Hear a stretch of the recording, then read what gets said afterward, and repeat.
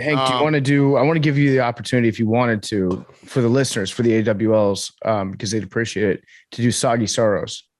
When you're in your hotel room. On today's part of my take, the Golden State Warriors are NBA champions. We have Henry Lockwood live from the Wood post-game. He was forced to watch the entire celebration and not leave the Wood. We're going to get his recap. We're going to talk about the NBA Finals. We have a packed show. We have golf. We have hockey. We have Stephen Cheah becoming the fantasy commissioner of Mike Trout's Fantasy Football League. We have great interview with Bob Harig talking golf. We have Patrick Wisdom and Frank Schwindel on the show. Just a heads up, we taped it last week, so we've had some events. The Cubs have gotten significantly worse in the past week, which is hard to say, but it is the truth. And then we have Fyre Fest, which is also an all-time Billy moment. So make sure you tune in. There's a lot going on today's show. And we are brought to you by our friends at Visible. What would you do with the extra money you'd save from switching to Visible? You could pay $60 with some carriers, but with Visible, it's as low as $25 a month. Think about what you could do with that extra cash. Who was the MVP? The most visible player from the whole finals. I'll start Steph Curry, MVP. Easy. Most visible player, PFT. What do you think? I'm gonna go with Wiggins. Wiggins Jordan. robbed. Wiggins robbed. Billy? Not Jason Tatum, so I am very happy. Okay. Jake? They asked me to ask everyone, so let's go. Draymond, okay. He hit a three and was feeling it, according to Mike Breen. He was in the zone. And all his teammates, like Mateen Cleaves, were there. And then Hank. What? Who was the most visible player? Your MVP from the NBA Finals. It's going to be an all-time Hank episode. We're just trying to get through the ad, Hank. We haven't even started the show. What? Why are you talking to me? It says ask Jordan Poole. Okay, there we go. Let us know who the most visible player of the finals was on Instagram or Twitter and tag us and Visible for a chance to win a signed PMT jersey. Switch to Visible at visible.com/pod and get unlimited single line wireless for as low as $25 a month. Comparison to a single line with unlimited data at other major carriers. For plans and network details, see visible.com/pod. Okay, let's go.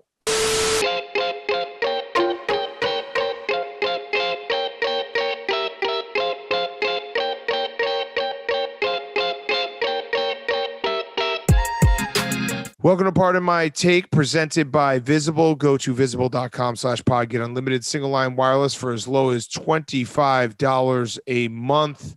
Today is Friday, June 17th, and the Golden State Warriors are your NBA champions.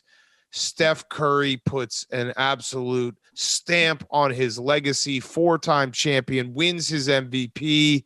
What a series, and not really what a series, but what a dynasty by them. And PFT, I'll start with you, but I think everyone just wants to hear from Hank. No, yeah, I'll keep it short and sweet. It is June 17th, and Hank Lockwood is dead. Steph Curry is now in the conversation for best basketball player of all time. But he still hasn't had the MVP trophy handed to him by the commissioner yet, because we had the backup commissioner. True. That filled in for Silver and did that tonight. I'm sure that somebody will bring that up tomorrow on one of the shows. But most importantly, there was somebody weighed in, a very important sports figure weighed in, Lil B. And he said, Warriors better than Bulls, and Jordan Warriors best team to ever do it. Warriors better than Jordan. So There you have it. This team is the greatest basketball team ever assembled. So at least you can take solace in that, Hank. You lost to the best team of all time, according to Lil B. The debates will be fun off of this one, but we should talk about the game. And we had our live correspondent, Henry Lockwood, on the Wood, on the court for Game 6. Hank. I mean, I'm just sad. Like, I'm very, very sad. Well, first of all, like it's just one of those things where it's crazy. Like I like sitting in those seats. I feel like an imposter. I'm like, why am I sitting in these seats? And I don't know that I'll ever sit in those seats again. So I was just trying to take it all in, and it was an unbelievable experience sitting there. The game part of it absolutely fucking sucked. Watching the Warriors come back to the bench and hearing them celebrating absolutely sucked. Kind of right in your face Mm-hmm. a little bit. Can I ask a question real quick about the seats? Sure, Big Cat. Did you think about doing anything about that guy that was boxing you out all night? Because he was dominating you guys. No, I mean, no, I don't know what you're talking about. The guy to your left. He was boxing me out. I mean, he was dominating the line of scrimmage. Yeah, I didn't notice that. He had some G-rated chirps that were tough to listen to.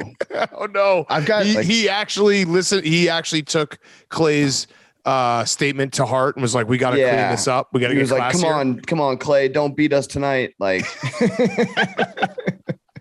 and then like said like good luck to Steve Kerr before the game. But like Steve Kerr turned around, was like, thank you. Like that's how close it was, where it was like, he's like, good luck, coach. And then like he turned around, was like, thanks, man. Wow, Boston soft. Oh, You've changed, Boston. Hank, I have a serious question about the game, though. Sure, PFT. Yeah, thanks for calling on me, Hank.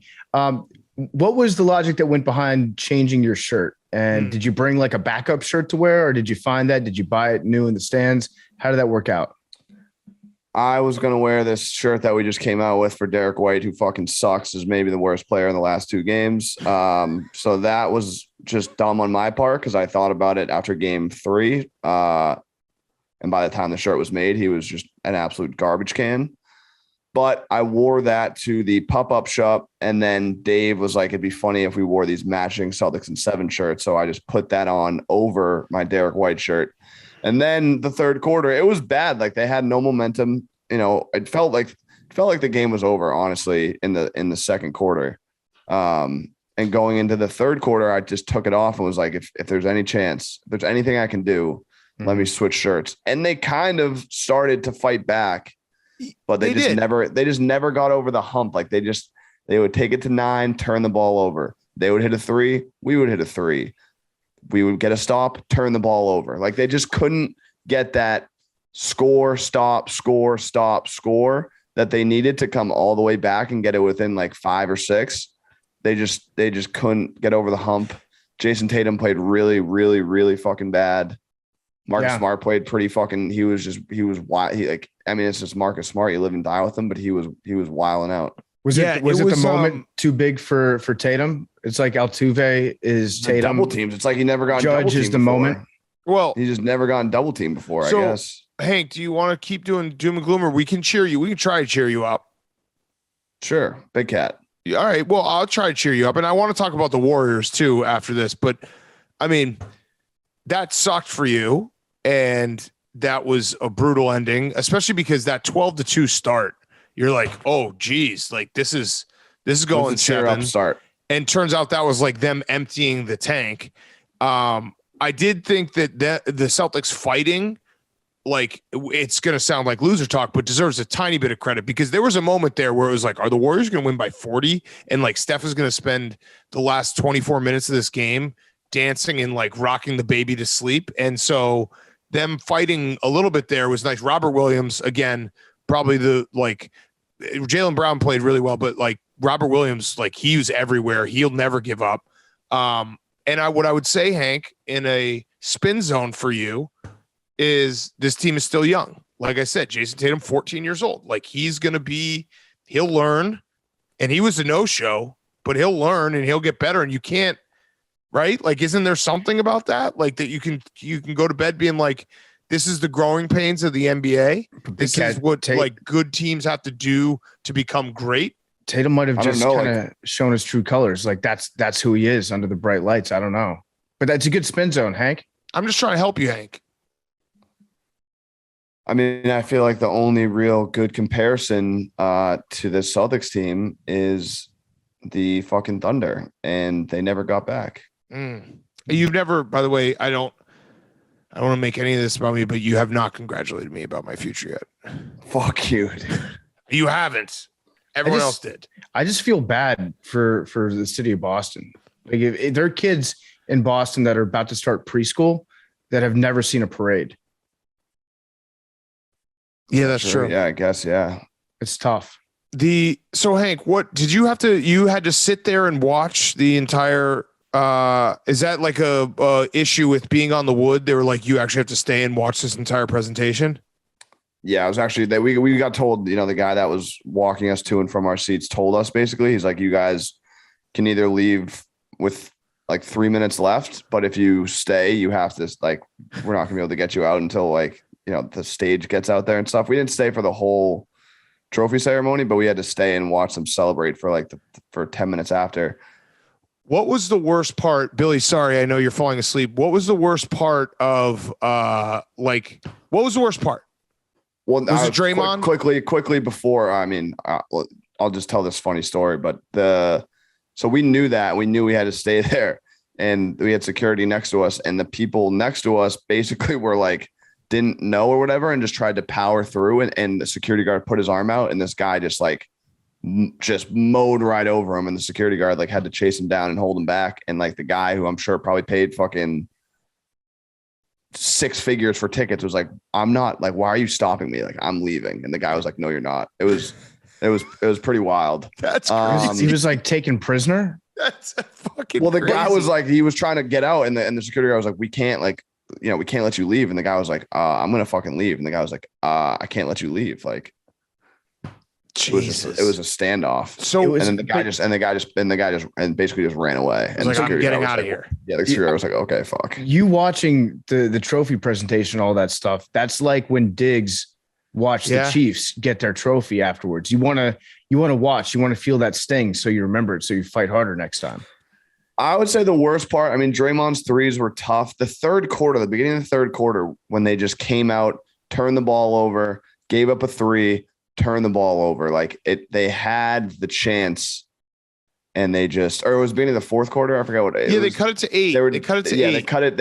It was beginning of the fourth quarter. My bad.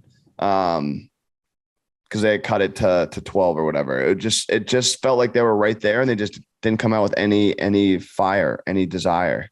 Yeah. Hold on. Cut this part, Billy. Just turn off your camera. I don't want to watch you doze off in my face. Yeah, I just don't. It's very distracting. Okay, back.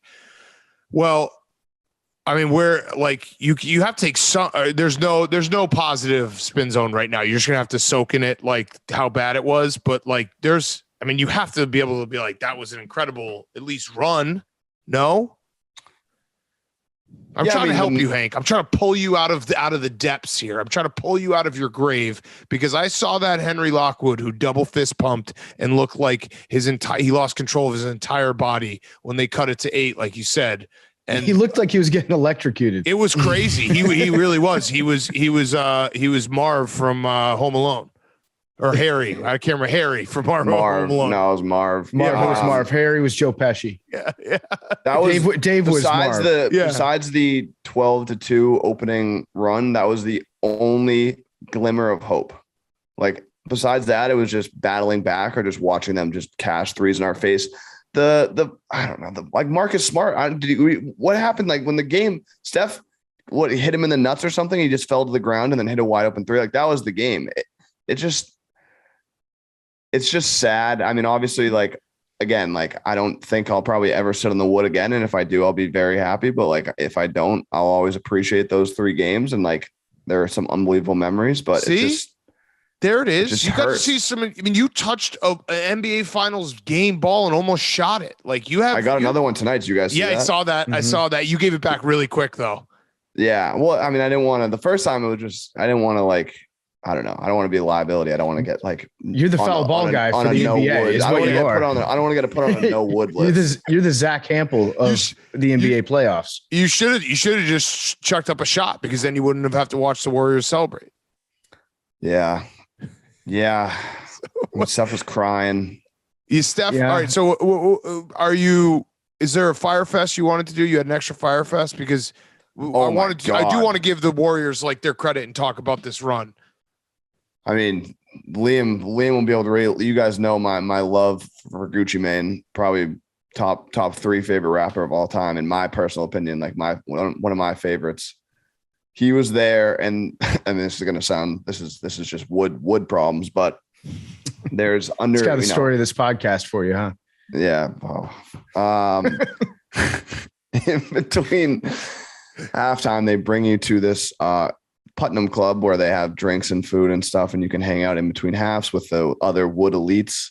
And they give Dave like a table. So he's like the elite of the elite. And they're like, oh, you're going to be sitting next to Gucci Mane at halftime. And I like freaked out. Dave doesn't even know who Gucci Mane, but his girlfriend's a big fan too. And so when we got back there, it's like private. Like it wasn't like a force. It wasn't like like, can we take a picture? Like it wasn't like crazy. It was just our table was literally next to him. And Dave was like, before I could even do it, Dave very casually, it was just sitting right next to him, was like, hey man, can we take a picture? Like I'm gonna send it to my girlfriend. And Gucci Mane was just like, no. He's like, he was just like, no, I'm eating. No, this was before the game. No, this was at halftime. Oh no, Hank. That's tough, Hank. It was me, Dave, and then Gucci Mane and his crew, and then Dave Matthews Band and his crew. Like that was those were the people on the table. Dude, but what a sick, I was sick like, group that is. If I could have got a picture with Gucci, that like maybe would have been a nice spin zone or like, something nice takeaway from the night. But no, it's the memories you made along the way. That's what the real NBA championship is. I do think obviously this is right after the loss, and this is what the people want to see is you doom and gloom right after a loss. But I think in like a few days you'll come around to like, hey, listen, if I feel like the Celtics are Jason Tatum not avoiding all contact when going to the hoop away from maybe winning an NBA title. All like three, like that's every they, and I do think Richard Jefferson, when he said, like, I do think there's an element to maybe they were just cooked, like they were just absolute gas. Like the last 3 games, they just had so many inexplicable turnovers, and every time they drove to the hoop, they didn't get fouled or foul calls, and they just didn't, like they were just basically driving, looking for foul calls, and then when they didn't get the foul call, they just couldn't finish. Well, there was also so many in and outs in the third quarter. Like it's not even an excuse. Like it is what it is. It's a make or miss league. But again, in that climb back, there was like 2 or 3 in and outs, and then 2 or 3 missed layups where it was just like they just could not get the momentum. Like they were inching for it, but they just couldn't. Like you need to probably get 2 or 3 straight scores to really have the momentum, and they just couldn't do it. Tatum's obsessed with that Euro step too when he gets to the basket. He takes like he looks like he slows down to almost half speed when he gets close. Instead of going up like into the guy, he'll take 2 steps and just like step completely around somebody, make a worse angle for his shot, make it easier to block, and usually make it just like tougher to get up, and then not even get the opportunity to go to the foul line. I don't know exactly what the numbers were, but it seemed like nobody shot foul shots tonight on either team. Yeah, no, they didn't. And it is like, I know we joke about Jason Tatum's age, but he is 24 and he will get better. Cause like you'd think that the prime of someone's career is probably their late 20s, right? Like physically and their strength and everything. But if he can just figure out a way to not have it, it's so bizarre watching him go to the hoop. And you could say he's injured. I'm just going to assume that, yeah, he's a little injured, but so is everyone right now. He goes to the basket and he avoids contact, and then he gets mad when there's no foul, even though he avoided contact. And it's like, if he can just figure out, like, I'm a big person who's got a strong frame, like I could just run over these people, that might solve it right there. And also, like you said, Hank, like the Celtics threw the ball away like it was nobody's business the last 3 games, just as sloppy as you could be. I'll tell you, if you could build an entire Celtics team out of the heart of Robert Williams, and Al Horford, or Al Hofford, as Mark Jackson calls him, those 2 guys, those are the guys that showed up. Those are the dudes that you can win a championship with for sure. Like if everybody played with that same level of intensity that they had, I do think that the Celtics, especially defensively, were a better team. But like you have to play a perfect game, and everybody has to be turned up to 11 if you want to stop Steph Curry. And it also played unreal defense. We know this. I'll give them some credit. Yeah. Well, so I wanted to talk about the Warriors, but last thing, like we know this every year. We learn this every year. We forget it during the regular season. Like bench doesn't really matter in the NBA Finals, in the playoffs, deep in the playoffs. Like it does, because you need like 1 or 2 guys, but guys that were really good at playing bench minutes in February, like. You need a 5 that is going to play like 42 minutes. You know what I mean? Like it's just as bad as like Peyton Pritchard and those guys were. Like if you look at how the Warriors ended up playing like the series. I mean, Kevon Looney was, I bet on him every time, but they had Gary Payton Jr. or the second and Jordan Poole. Like that was their bench. You know what I mean? Those two guys coming in and playing big minutes and being impactful. And like, you know, you need like one or two guys at most. You can't be like, oh yeah, our bench is a strength. We go 9 deep. 9 deep doesn't exist in the playoffs. You know, Jason Tatum, not like, yeah, like I don't know why Jason Tatum wasn't starting in the fourth quarter. Like that was insane to me. Yeah. All right. So let's talk about the Warriors, and Hank, you can chime in anytime you want. So 4th championship with this core, like best Warriors team of all time.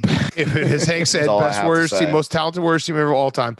I don't know, like Steph Curry. I can't remember a guy who has the double combo of insanely great, all-time great player, and like also seems like an all-time great dude, where you just end up rooting for him because he just had like, are there people who truly remember we used to do this as a bit, like in 2017, we'd try to nitpick Steph Curry and be like, yeah, he's chewing on his mouth guard. Like that was what we could find to like be annoying about him. That's how likable he is. His mouth guard is big and his shoes suck. That's it. And like that's all you got. He's got Forrest Gump ankle braces, and it's like his parents are swingers. Which is kind of cool. That's actually a plus.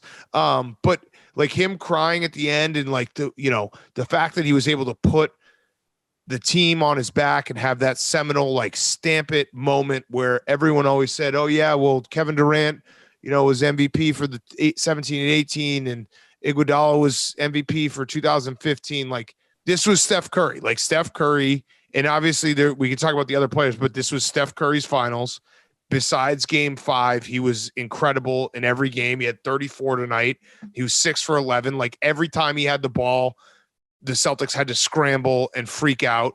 Every time he wasn't on the floor, you could feel it. He just had that presence about him, whereas like, this is his stage. This is his finals. This is his team.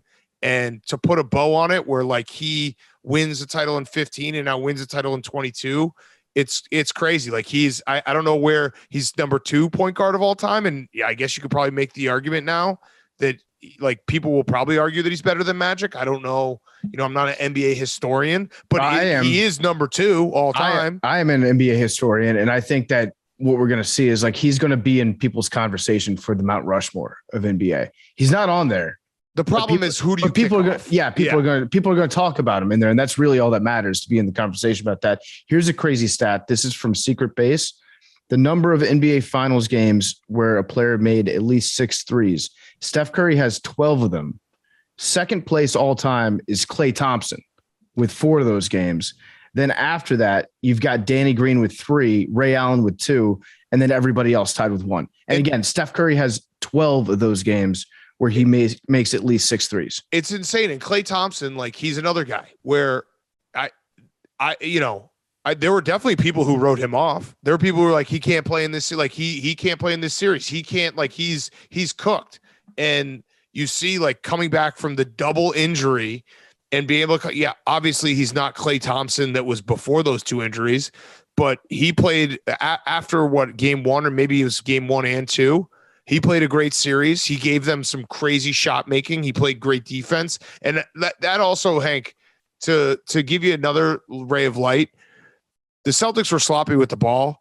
The Warriors played incredible defense. Like they deserve so much credit for the defense they played. Mm-hmm. Klay played great defense. Andrew Wiggins, like he beat Jason Tatum one-on-one, like their matchup one-on-one. Andrew Wiggins was better in these finals than Jason Tatum. Steph was all over the place, just a menace with his hands in the lane. Gary Payton Jr. Draymond was he was cooked. He was absolutely cooked. And he ended up having an incredible last few games to take them over the top. So like their defense was insane. Draymond's also, after the game, he was saying that he appreciated all the Boston sports fans. He was like, it's a good fan base. I respect you guys. You guys got in my head a little bit. So he gave you guys some credit. Now, if you had beaten the Warriors, I don't think that Draymond would have that same. He's the definition of a guy that can be like over the top classy. And do you guys know anybody like that? Maybe on this podcast that's like super, super, super classy when they win, to the point where it's almost insulting to you. Mm-hmm. I don't know. I don't know if those type of people exist in the podcast world outside of Draymond Green, but he like went over the top thanking Boston. And I will give credit to Draymond. I think I asked Kirk Goldsberry, I was like, does Draymond suck now? Is this just kind of what we're looking at? And he played really well, especially in the last 2 games. Like he got back into being chaotic Draymond, but like still playing the game of basketball, as opposed to what we saw early in the series, which was just like, we're going to put Draymond on the floor and he's not really going to play the sport, but he's just going to go out there and piss everybody off. But it turns out that like when he gets locked in and he's focused, he's still a very capable player. I think he would probably he fits in perfectly on this Warriors team. I'm not going to do the thing where I'm like, if you put Draymond on a different team, if you put him on the Kings, how many titles do the Kings win? I'm not going to do that because that's not like Draymond's game, but he is the perfect piece on this Warriors team. And there's something to be said for the people that put together the team, which is, you've got an all-time great shooter and you got 2 all-time great shooters. 2 of the best shooters of all time. But still, where the game was like 10 years ago, just because you had 2 great shooters, that was not a guarantee that you were going to have any success whatsoever. So they kind of like reimagined the game of basketball a little bit, and they kind of designed a system, found players that work for them.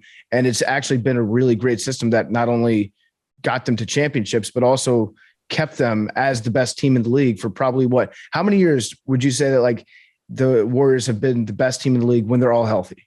Like, I mean, every year they've been all healthy. Yeah. Every single year they've been all healthy. And so I was listening to Windhorse, his podcast, I think it was yesterday or today, and he clarified, which, this is a lesson that we should never take, one line from something said on SportsCenter and be like, oh, like when he said the Warriors are outspending everyone.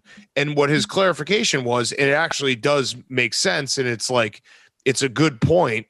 The Warriors were the worst team in basketball 2 years ago. They had the worst record. Like they won 15 games or whatever it was when everyone was injured. Most franchises at that point would be like, all right, let's bail on let's basically just keep Steph and we'll start shedding the parts and we'll live off legacy. And Steph will be great and he'll have moments of greatness and that will be cool. And we'll just sell merchandise for the 3 rings we had. And that's awesome. Instead, they're like, no, we're going to go get Andrew Wiggins. They're going to pay Kevon Looney when they could have just not. Like all these moves that they did where they're basically saying, no, we're not going to shed all the parts and lose money or like shed all the money. We're going to still spend money, even though we suck, because we want to take another crack at this. And there are very few owners in all of sports that would do that. There are very few owners that would be like, we have the worst team and we're also going to have the highest salary. Like that just doesn't happen. So they deserve all the credit for that. And it's a crazy, crazy run. The fact they were able to do it with that gap of injuries and COVID it's nuts. And it's just a testament to how good it goes. All of it goes back to Steph. Like he is the guy who stirs everything. And can I say real quick, I think Steve Kerr might be a good coach. So Steve Kerr now has 9 rings. I think he probably knows the sport of basketball. I'm willing to concede that Steve Kerr is an intelligent basketball mind. He did have a good moment of self-deprecation when they were like, how do you do it? He's like, I just surround myself with superstars. It's like, yeah, good point. Like Jordan, Pippen, Tim Duncan, like Steph, all these guys. Good point. And then I make sure to follow around guys like Mark Jackson and then clean up their mess. And then I look like a genius. Yeah. But it is, I had one question and Hank, you're going to hate this question, but in terms of unbiased, if you have no rooting interest, your team's not involved. And there'll probably be people who will say this is an insane statement to say just because of the Kevin Durant years and what he did and how mad people got. Do you think the Warriors dynasty is one of the most likable dynasties? In terms of their Q score? Yeah, because I know the Kevin Durant thing pisses everyone off. But I think, and I know people don't like Draymond, but the combo of Steph, Clay, and Kerr are very likable guys, right? I'm trying to think of other dynasties to compare them to. And dynasties almost by their very nature are unlikable. Right, exactly. You just get sick of the same people. Right. So it's not like everyone loved Bill and Tom, Patriots. Yeah, everyone did. First one and the second one. It's not like I love the Warriors, but I'm just saying in terms, like you said, PFT, dynasties are meant to be unlikable.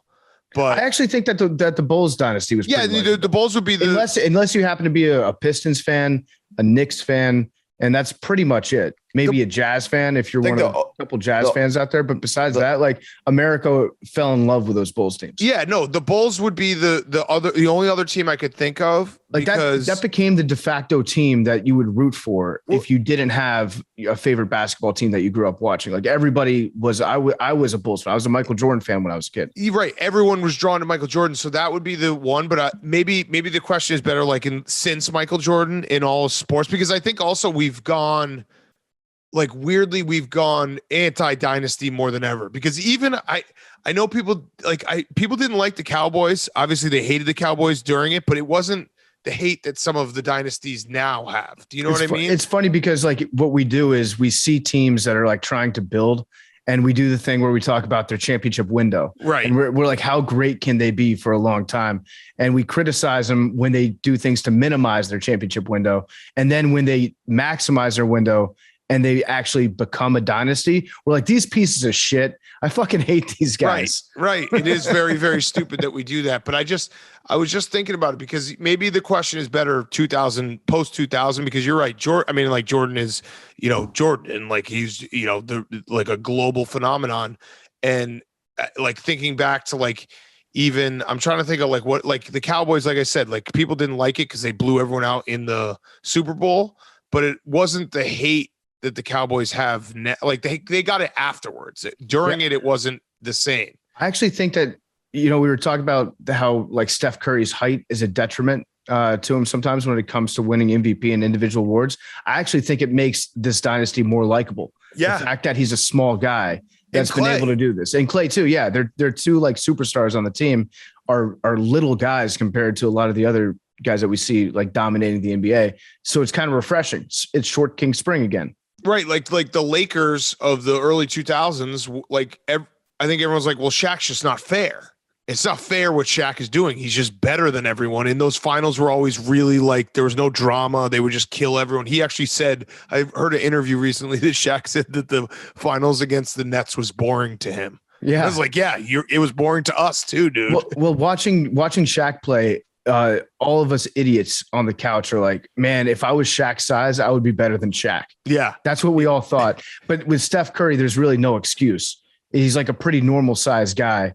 And we're like, that's just incredibly impressive what he's doing out there. And now I'm thinking about it. Maybe it was a bad question, because like I don't really hate the Spurs. And maybe it's just like if you have enough time after a dynasty, the hatred goes away. It's in the middle. So maybe that's really what it is. Are the Warriors one of the most likable in the middle of it, like dynasties? We're like, okay. And they also happen to play against the Cavs all the time. So really they only pissed off one fan base. So we should end with that. Hank, that is the all-time spin zone. Steph Curry now has 4 rings. Steph Curry has as many rings as LeBron James. Steph Curry has as many rings as the quote unquote GOAT of his era. And you could even say he has more, because some of us don't count the bubble ring. So that's got to be good, right? I guess. But then does it elevate 2016? Because he's the only team that beat a fully healthy Warriors. You were all fired up like 2 days ago to talk about how this NBA Finals impacts LeBron's legacy, and now you got nothing. He's got nothing. Tell me. He's tapped. I'll tell you here. I need like give me the off season. Like okay. What, like we can't like I'm Anthony Davis right now. I got you. It's too soon. I'm not shooting. I do strictly weights for a couple months. How crazy was that he said he hadn't touched a basketball in 2 months? It was hilarious. I mean, it was on a Nuke Squad vlog. Like that was the funniest part. Can I have permission? That was like, so it's like he's like friends with those kids because like from Call of Duty, and like they're like, they do vlogs and stuff, and so he was just like hanging out with the boys, and then it's classic like NBA media like picks it up, and then 2 days later he's in the gym. He's got LeBron fucking posting like PR videos. Did you see that? No. LeBron posted like a highlight reel of Anthony Davis like 2 days after all that shit happened, being like, he's nasty. Oh yeah. No, can I get permission to squat on a take real quick? Because I think if I know my man Skip, my main man, I think I know what he's going to say about Steph Curry, because he's always guarding against anyone approaching Michael Jordan's legacy. Once he gets a whiff of somebody like entering that conversation, Skip will start to line up all of his ducks so he can knock them all over and keep that guy out. I think there will be people out there that are like, yeah, they won this game, but they would have lost if it went to game 7, because Steph Curry can't close out a game 7 at home. I like that. And special, like, I know that people are gonna be like, "Yo, you slobbed on the Warriors." They won a title. We do this for every championship that's won. There is something like being able to close it out on the road and not needing that extra game. That does feel like holy shit. Like that's they like that's like a professional way to win. Do you know what I mean? Mm-hmm. It's a weird thing that I count it more, even though it shouldn't count more. But it's like it's so easy to go into game 6 and be like, well, we have game 7 at home. We're okay. And they went in there like, no, let's end this tonight. Yeah. I talked to Bubba a little bit earlier because we used to do a segment on the show called Parental Advisory, where we just get takes from dads and moms where they text you during games and they give you your sports takes. And Bubba's dad is he's a big Boston guy. I think, Liam, you were saying that like he used the word fucking like we use or like. Yes. Yeah, constantly. So what's your dad's take? I did text him when you hit me up. I said, what's your thoughts on the game? And he said, we need more intensity. Al's the only one stepping up. Other stars aren't ready for the moment. Exactly. Yep. Yeah, exactly. The moment's too big for Jason Tatum. Yes. He nailed it. Hank, do you want to do? I want to give you the opportunity, if you wanted to, for the listeners, for the AWLs, because they'd appreciate it, to do Soggy Sorrows. When you're in your hotel room, just go get wet. I know you like to get wet, Hank. Just go get wet. Just a little wet Just get a little wet for the listeners. Oh, he's pouring. Oh. That was. That's all I had. I don't think you realize what that was. That was Chris Bosh. What you fucking wanted, right? You got it. Nobody Go get in your photoshopped. shower. Nobody Fucking photoshopped man. anything. Go get in your shower, fully Fucking dressed, and then man. come back and sit down. Fucking A, man. This isn't the yak, big cat. No, Hank, we've been doing Soggy Sorrows for 6 years on this show. You guys Yeah. never fucking do Soggy I did Sorrows. You're one. the biggest pussies when it comes to bets. I've done Soggy Sorrows too. I did one. All right. Hank, I ate shit. I just did it. I just bukkake myself with water. Just a little bit more. Just like Okay. please. Let's get to the rest of the show. I mean, or anything else, Hank? No, I hate myself for everything I said at the end. Oh, yeah. Make sure you listen to Fyre Fest because Hank, yeah. Oh, we almost forgot. The Big Night Live event is canceled. Yeah, will you still be doing the stream on Sunday? No? Canceled. Okay. We should have Hank stream. Quick word from one of our sponsors, Simply Safe. Simply Safe offers whole home protection for every window, room, and door against intruders, fires, water damage, medical emergencies, and more. All monitored 24/7 by professionals ready to dispatch police. The experts at Simply Safe will help you customize the perfect system for your home. You'll customize your system with products like Entry Sensor, which alerts you when a door or window is opened, Motion Sensors that's designed for high traffic areas like a hallway where an intruder would pass through. When motion is detected, it sounds the alarm. Outdoor and indoor camera, video doorbell, water sensor, smoke detector, carbon monoxide detector, everything with Simply Safe. Customize My Simply Safe to have a video doorbell. You can watch people when they come to your door. You don't have to just stand there old-fashioned way and look through your door. The Entry Sensor for windows and a smoke and carbon monoxide detector, which everyone should have. And then you can manage it all from your app, which is easy to use. You can see your home, even if you're away, is secure with Simply Safe. You can customize the perfect system for your home in just a few minutes at simplysafe.com/PMT. Go today and claim a free indoor security camera plus 20% off with interactive monitoring. Go to simplysafe.com/PMT. Okay, Stanley Cup Final, Game 1, unbelievable game, overtime. I mean, this series is going to be incredible. Overtime in the first game, like Lightning come out slow. Avalanche actually, rest versus rust. It was decided for at least a period there that rust beats rest. No. Yes. Yeah, Rest beats rust. Yes. Yes. I have to say though, and I'm sorry to all of the Avs fans that listen to this show. I think that was like the perfect setup for entering into a Lightning future. That was the altitude though in that first period. I think. Yeah. That was the thin air effect. I don't know. I like it. I put my money on the Avalanche. I trust in Biz Nasty. He's one of our greatest hockey minds here in America. So far be it for me to disagree with what he has to say and his prognostications, but it seemed like it was like a must win in game one, as much as a must win can be in game one. Like if the Avalanche went down 1-0 in the Stanley Cup Finals, that would have been bad news for them. So they had to win that one. Burakovsky with the awesome finish at the very end. Neutral zone turnovers. I don't know shit about hockey. I just like to say like neutral zone turnovers, that'll get you. You can't be doing that. Yeah, you can't. Neutral zone turnovers, sticks on the ice at all times, as Eddie O has taught us.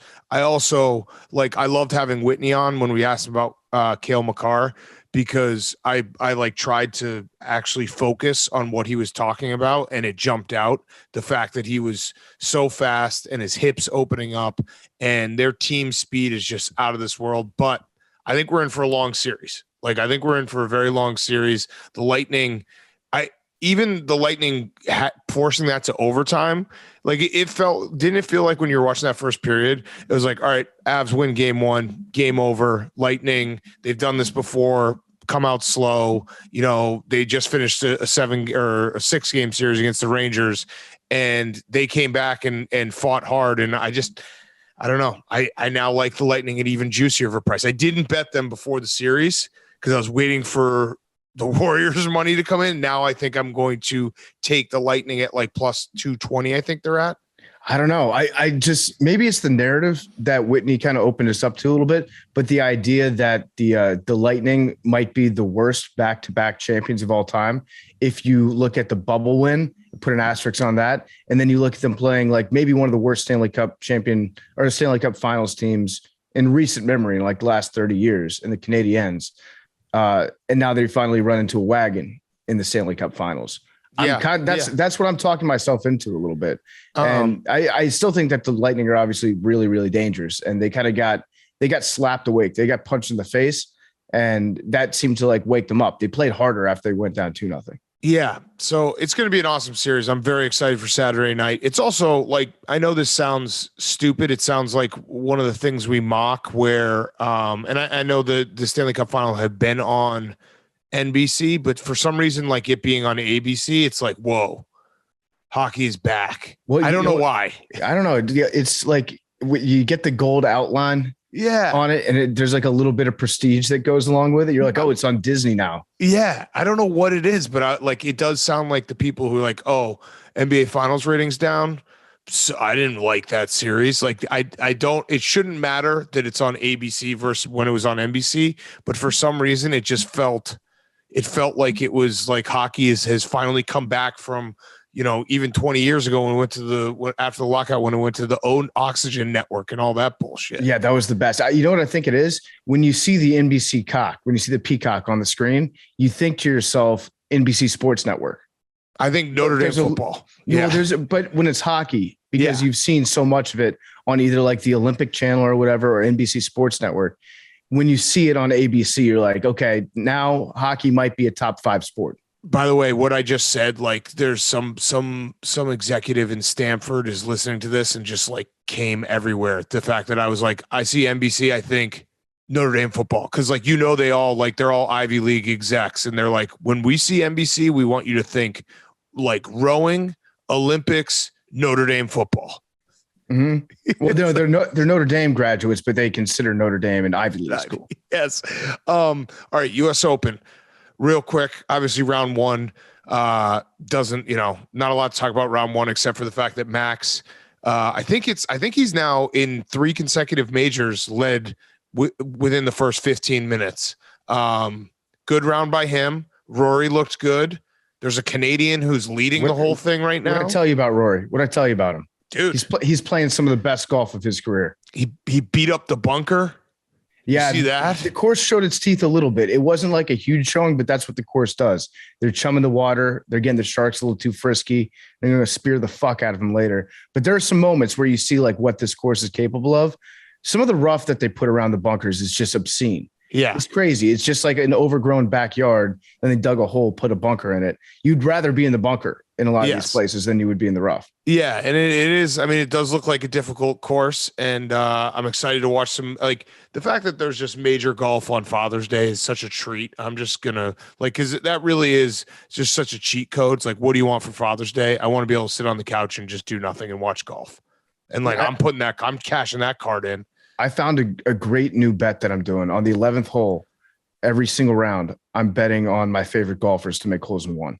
Love it. So like everybody that I bet on to win the tournament, I'm betting on them every morning. It's like plus 18,000 to get holes in one. And the 11th hole is so awesome because it's like, I think it plays about 100 yards. It's longer than that, but with the wind and it's downhill too, it plays about 100 yards. So people are like, they're dotting it. They're landing the ball like within 10 feet of the cup on most good shots.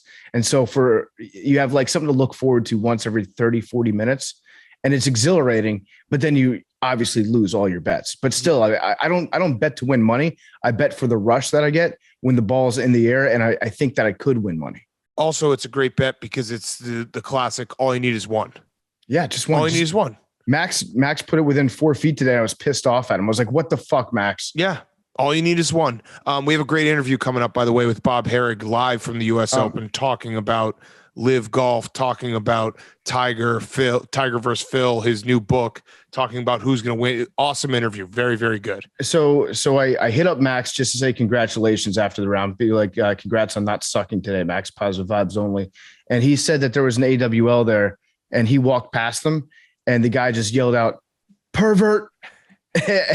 And Max just started to laugh, and everybody stared at the guy and was like, what the fuck, man? But the guy was super happy with himself. So if you're that AWL, thank you, Max. Appreciate it. But don't call Max a pervert. Oh, also did that bet hit that the guy yelled at Phil? Yes, it did. What a moment. I don't know if you saw that, where they did two things on the broadcast, where they put goalposts on a drive, which just made everyone be like, football, that's awesome. Perfect. And then someone screamed at Phil, Al Horford over 9.5 rebounds. Phil bet it. Al Horford ended up with over 9.5 rebounds. So great job by that fan to just scream that out, because it's like, oh, okay, well, you got to bet that now. They do need to start incorporating football into other sports on TV with like the layover graphics. You know how they put the fake NBA Finals logo on the court at the, I guess it was on both courts. It wasn't just in Boston. It was also in San Francisco. They need to put like yard markers on the court. Like play a football game, like show a football game on the court if it's like a blowout. Show me. Yeah. At the very least, just put like the gridiron marks on there, in 5-yard segments. All right. Last thing before we get to our interviews, reminder, Frank Schwindel and Patrick Wisdom did come in a week ago. So when we asked Frank Schwindel about pitching in games, and he was like, yeah, it's fun, but I really don't want to do that anymore. In the 6 days since we interviewed him, he's had to do it twice because the Cubs are that bad. I think he also gave up like 3 home runs. His ERA sucks. Dude, the swing that the Yankees play, I can't remember who it was, had off of him over the weekend was like, I know this sounds ridiculous to say, and hear me out. It was the most disrespectful swing I've ever seen. And I'm not one of those guys like, you shouldn't swing for the fences when a position player is pitching, but it was such a looping eephus, and the guy swung.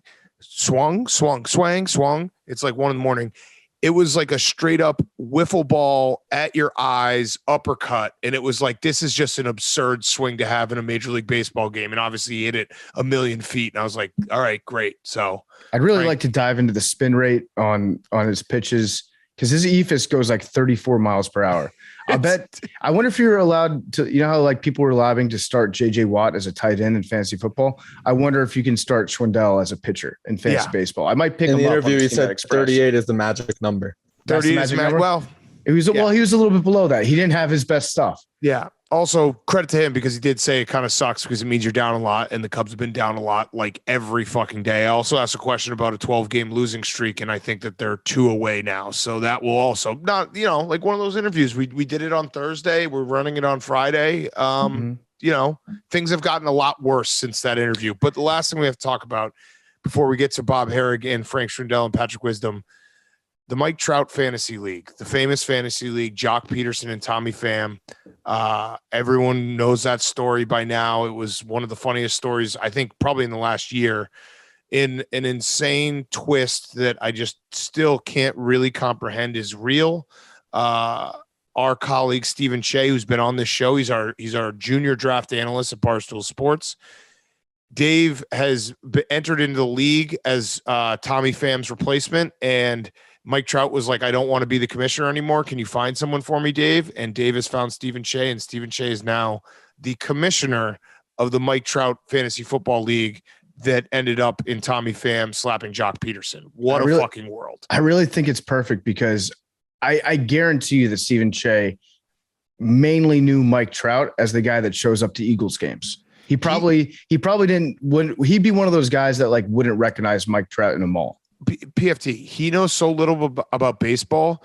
Shane Bieber is in this league, who won a Cy Young, and he texted me on the side because Shane Bieber was like, Dave basically was like, everyone say who you are so Steven can save your numbers, and Shane Bieber was like, Bieber, and Stephen Cheah texted me, he's like, is this really Justin Bieber? Okay, no, I'm on football league? I'm on Stephen Cheah's side on that one. If you identify yourself in like a celebrity league as Bieber, but like the ball's on, I still the ball's on Shane Bieber to be like, I'm the Biebs. That's me. No, he didn't say. You gotta say like S Bieber. You can't say Bieber. Also, Stephen Cheah used a Vince McMahon gif, maybe like 30 minutes after the story came out about Vince McMahon, to announce that he was going to be the commissioner, and everyone was like, dude, what are you doing with this timing? And someone replied like, hey, do you have an extra $3 million to spare? Referencing the payment that Vince McMahon had to his secretary for an NDA. And Stephen Cheah then asked me if the buy-in for this fantasy football league was $3 million. So this is the commissioner of Mike Trout's fantasy football. Cheah is also the man that was asking like, is there an Adam Schefter for politics? Yeah. And everybody was like, yeah, it's called the news, Stephen. Mm-hmm. You can turn on the news. And he does have a Twitter account dedicated just to giving him news that's not football. So that guy failed him in this case. I'll say this though, say something nice about Stephen Cheah. I think he will be painstakingly detail oriented in being the commissioner of this league. Dude, he's gonna do a great job running the league, but everybody's gonna hate him. And that's kind of the role, right? He's the punching bag. Elon Musk, in his wildest dreams, could not create a robot like Stephen Cheah. That's how good of our robot is at Barstool Sports. He is the greatest dork robot of all time.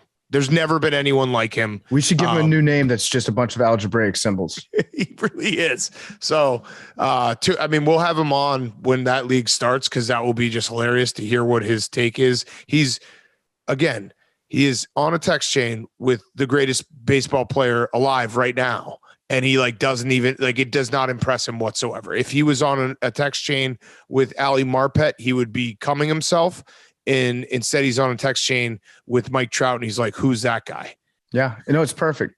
That's what they need in this league though. They need a completely oblivious doofus. And you couldn't draw it up better than Stephen Cheah. Yeah. Okay. Let's get to our interviews. We got Bob Harig and then followed by Frank Schwindel and Patrick Wisdom together in studio. Before we get to Bob Harig, I want to talk to you about our great friends over at Current. We love Current. It's your last chance to try out Current and win some money. We're giving away money. The giveaway ends tomorrow and it's free to enter. So we're partnering with Current to help give back to Part of My Take listeners. We're going to be giving away $500 to 10 random listeners who sign up at current.com/PMT. Go to current.com/PMT. Enter promo code PMT in the app for a chance to win. We love Current. It's so easy. You get faster direct deposit, actually, on Current. It rounds up on purchases, and it automatically moves extra change into your savings. Great savings tool. They want you to get your money faster, help you move it faster, and give you the tools to spend it and save it better than ever. You can get your paycheck up to 2 days faster sometimes. They have a new interest feature that helps you earn way more on your savings, and there are no overdraft fees up to $200, no minimum balance fees, and absolutely no membership fees. And remember, we're partnering with Current to help give back to PMT listeners. We're going to be giving away $500 to 10 random listeners who sign up at current.com/PMT. That's current.com/PMT. $500 to 10 random listeners. The giveaway ends tomorrow, so sign up right now. Now, here's Bob Harig. Okay, we now have a very special guest on. Talk a little golf, U.S. Open, Live Tour, and his new book. It is Sports Illustrated writer Bob Harig, and he has a book out that will be perfect for Father's Day. We're going to run this on Friday, so I think you could probably still get it by Father's Day, but you can also give, your dad a receipt and say, hey, I got you this book. It's called Tiger and Phil, Golf's Most Fascinating Rivalry. So we're going to get into that, but let's start, Bob. Thank you for coming on, and you're at the U.S. Open right now. We've been talking about it for the last week and a half. Are people sick of talking about the Live Tour at the U.S. Open at this point on Wednesday of U.S. Open week? Well, I think certainly some people are, and I understand why. I mean, this has dominated the golf conversation for weeks. It's been a distraction, frankly. It's been very disruptive, but yet I think we kind of saw that coming. And, you've got 11 guys who played last week in London who are competing in the U.S. Open. Who made it here through other means, obviously, and obviously the affiliation with that new series of tournaments is highly controversial on obviously a number of levels. The funding, are they turning their backs on the PGA Tour? Is golf going through an upheaval? And here we are at one of the four biggest events, the majors, and this is sort of dominating the conversation. We're not really talking that much about the golf. Obviously until it gets started. So, it's been quite an experience, quite a time in golf, frankly. So obviously a lot of the controversy has been stirred up because of the affiliation with Saudi Arabia and the ruling family there. But it also seems like the PGA is just they're very much sour grapes. It could be anybody that could be luring these guys away, and the PGA would have a negative reaction towards it. So, for example, if Mark Cuban made his own tour, or a billionaire like Elon Musk started their own golf tour in the United States, we're able to pay these guys more. I would still expect that the PGA would have a significant backlash to that, and they would accuse these guys of turning their back. So I guess my question is, if you take a very big part out of it, which is where the money's coming from, let's say that's not an objection right now. Is there any expectation that these guys should have loyalty to the PGA Tour? Yeah, listen, you raise a great point. I mean, the funding source is a convenient excuse in some circles to knock this. But even if that weren't the funding source, this would be very, very controversial because the PGA Tour is the established tour, obviously in North America for 100 years. I mean, it changed names over the years. It became what it is today in the late 60s. And this is the concept and the format they've used. They've had basically the same rules as far as playing outside. They've tried to protect their product. And so for guys who have come up on the PGA Tour and wanted to win the Arnold Palmer tournament or the Bob Hope tournament or, Memorial or name any of them, the ones that have been around, Colonial or, Riviera at LA, there's history here. And so are they turning their backs on that? That the same angst would be there even if the funding were from Mark Cuban, because it would be a rival. It would be there would be separation. Clearly, the ability to do both is very, very limited. It's hard to do that. Greg Norman, the commissioner of the Live Series, has said he believes it should be additive, that you can play both. But if you look at it, it's not that easy. I mean, these guys only play so many. The tour does have rules about competing outside of its own events. It would be very hard for their players to adhere to those rules under the current situation. So absolutely, yes, it would be still a huge issue. See, to me, I think that part of the equation is kind of bullshit. I don't think that there should be that level of expectation of loyalty on the players' end because it's not reciprocated. Like the PGA Tour doesn't owe these guys anything either on that end. Mm-hmm. I feel like that's the part that I think is rubbing some people the wrong way, where you could make the legitimate gripes about, okay, this is sports washing. This is just a giant commercial to try to minimize some of the things that the Saudi regime has been accused of doing. That's legitimate, but I think that they're taking it. You can see the sour grapes coming from the PGA, and I think that's rubbing people the wrong way. I completely understand that. I get that too. I mean, listen, what Phil said, Mickelson, back in several months ago, obviously the message got lost in just sort of how over the top he was. But the PGA Tour isn't perfect, and the players have for a while had some gripes, and several years. This whole idea of a rival league didn't just occur overnight. It seems like they threw it together overnight, given all the roadblocks they had. But there have been talks about this going back 5, 6, 8 years. There has been a group out there called the Premier Golf League who is still in play. They want to partner with the PGA Tour. They want their events to become part of the PGA Tour. But basically what happened is the players and the agents were sold on the idea that the top PGA Tour players are not being paid for their worth. And look, I know he's an outlier, but Tiger Woods is a great example of this. Look at all that Tiger has brought to the PGA Tour and to golf. Sells tickets, TV rights, hospitality, some tournaments that might not sell out, he sells them out. But when he starts on Thursday morning, he's guaranteed zero, just like the 100th ranked player in the world who isn't selling a ticket. And so the players have sort of gotten into this mindset, like we are subsidizing the rank and file guys. Why are we not being rewarded for our worth? And it wouldn't have taken the Saudi millions to make this happen. It would have taken some sort of a plan that might have funneled some guaranteed money to the top players, not based on performance, but just based on common sense. And it never happened. So look, I'm not saying that they're right either, that obviously they're compensated very well if they play well, but that's the point. They're only compensated well if they play well. You have to be in the top 30 in the FedEx. You've got to do this, you got to do that. And so this is how we got to this point, and they never bridged that gap. And now the Saudi group starts throwing tons of money at them. And, in some places you say, God, it's kind of hard to blame them. What if it were you or I? And we were offered life-changing money. Now, maybe it's not life-changing to them, but it might be to us. Yeah. And that's why I find myself very conflicted over this whole thing. It's not as cut and dried as some people want to make it. I think that's fair. That was a very reasonable take, Bob. I like that because there has been a lot of people that have made it cut and dry, and there are pieces to this that are cut and dry when you want to talk about Saudi Arabia and some of the things in their past, but there are a lot of pieces that are very gray, and it's hard to decipher. So in terms of kind of bringing it towards your book, and I want to get to U.S. Open questions in a little bit, but to your book, Tiger versus Phil, what do you think? Do you think Tiger and Phil have had a conversation about this at all? Do you think Tiger has, because I know he was offered a lot of money. It feels like Tiger is very, at this point of his career, why would he not be totally committed to the PGA Tour? But do you think Tiger and Phil have talked about this at all? And how do you think their relationship is right now, given everything that's happened in the last few months? Yeah, it's interesting. I mean, their relationship is probably splintered a little bit more now again over this. I asked Phil that question last week. I actually got him on the phone before he went to London. It was the first chance anybody had to talk to him. And I asked him, have you spoken to Tiger about any of this or any of your peers?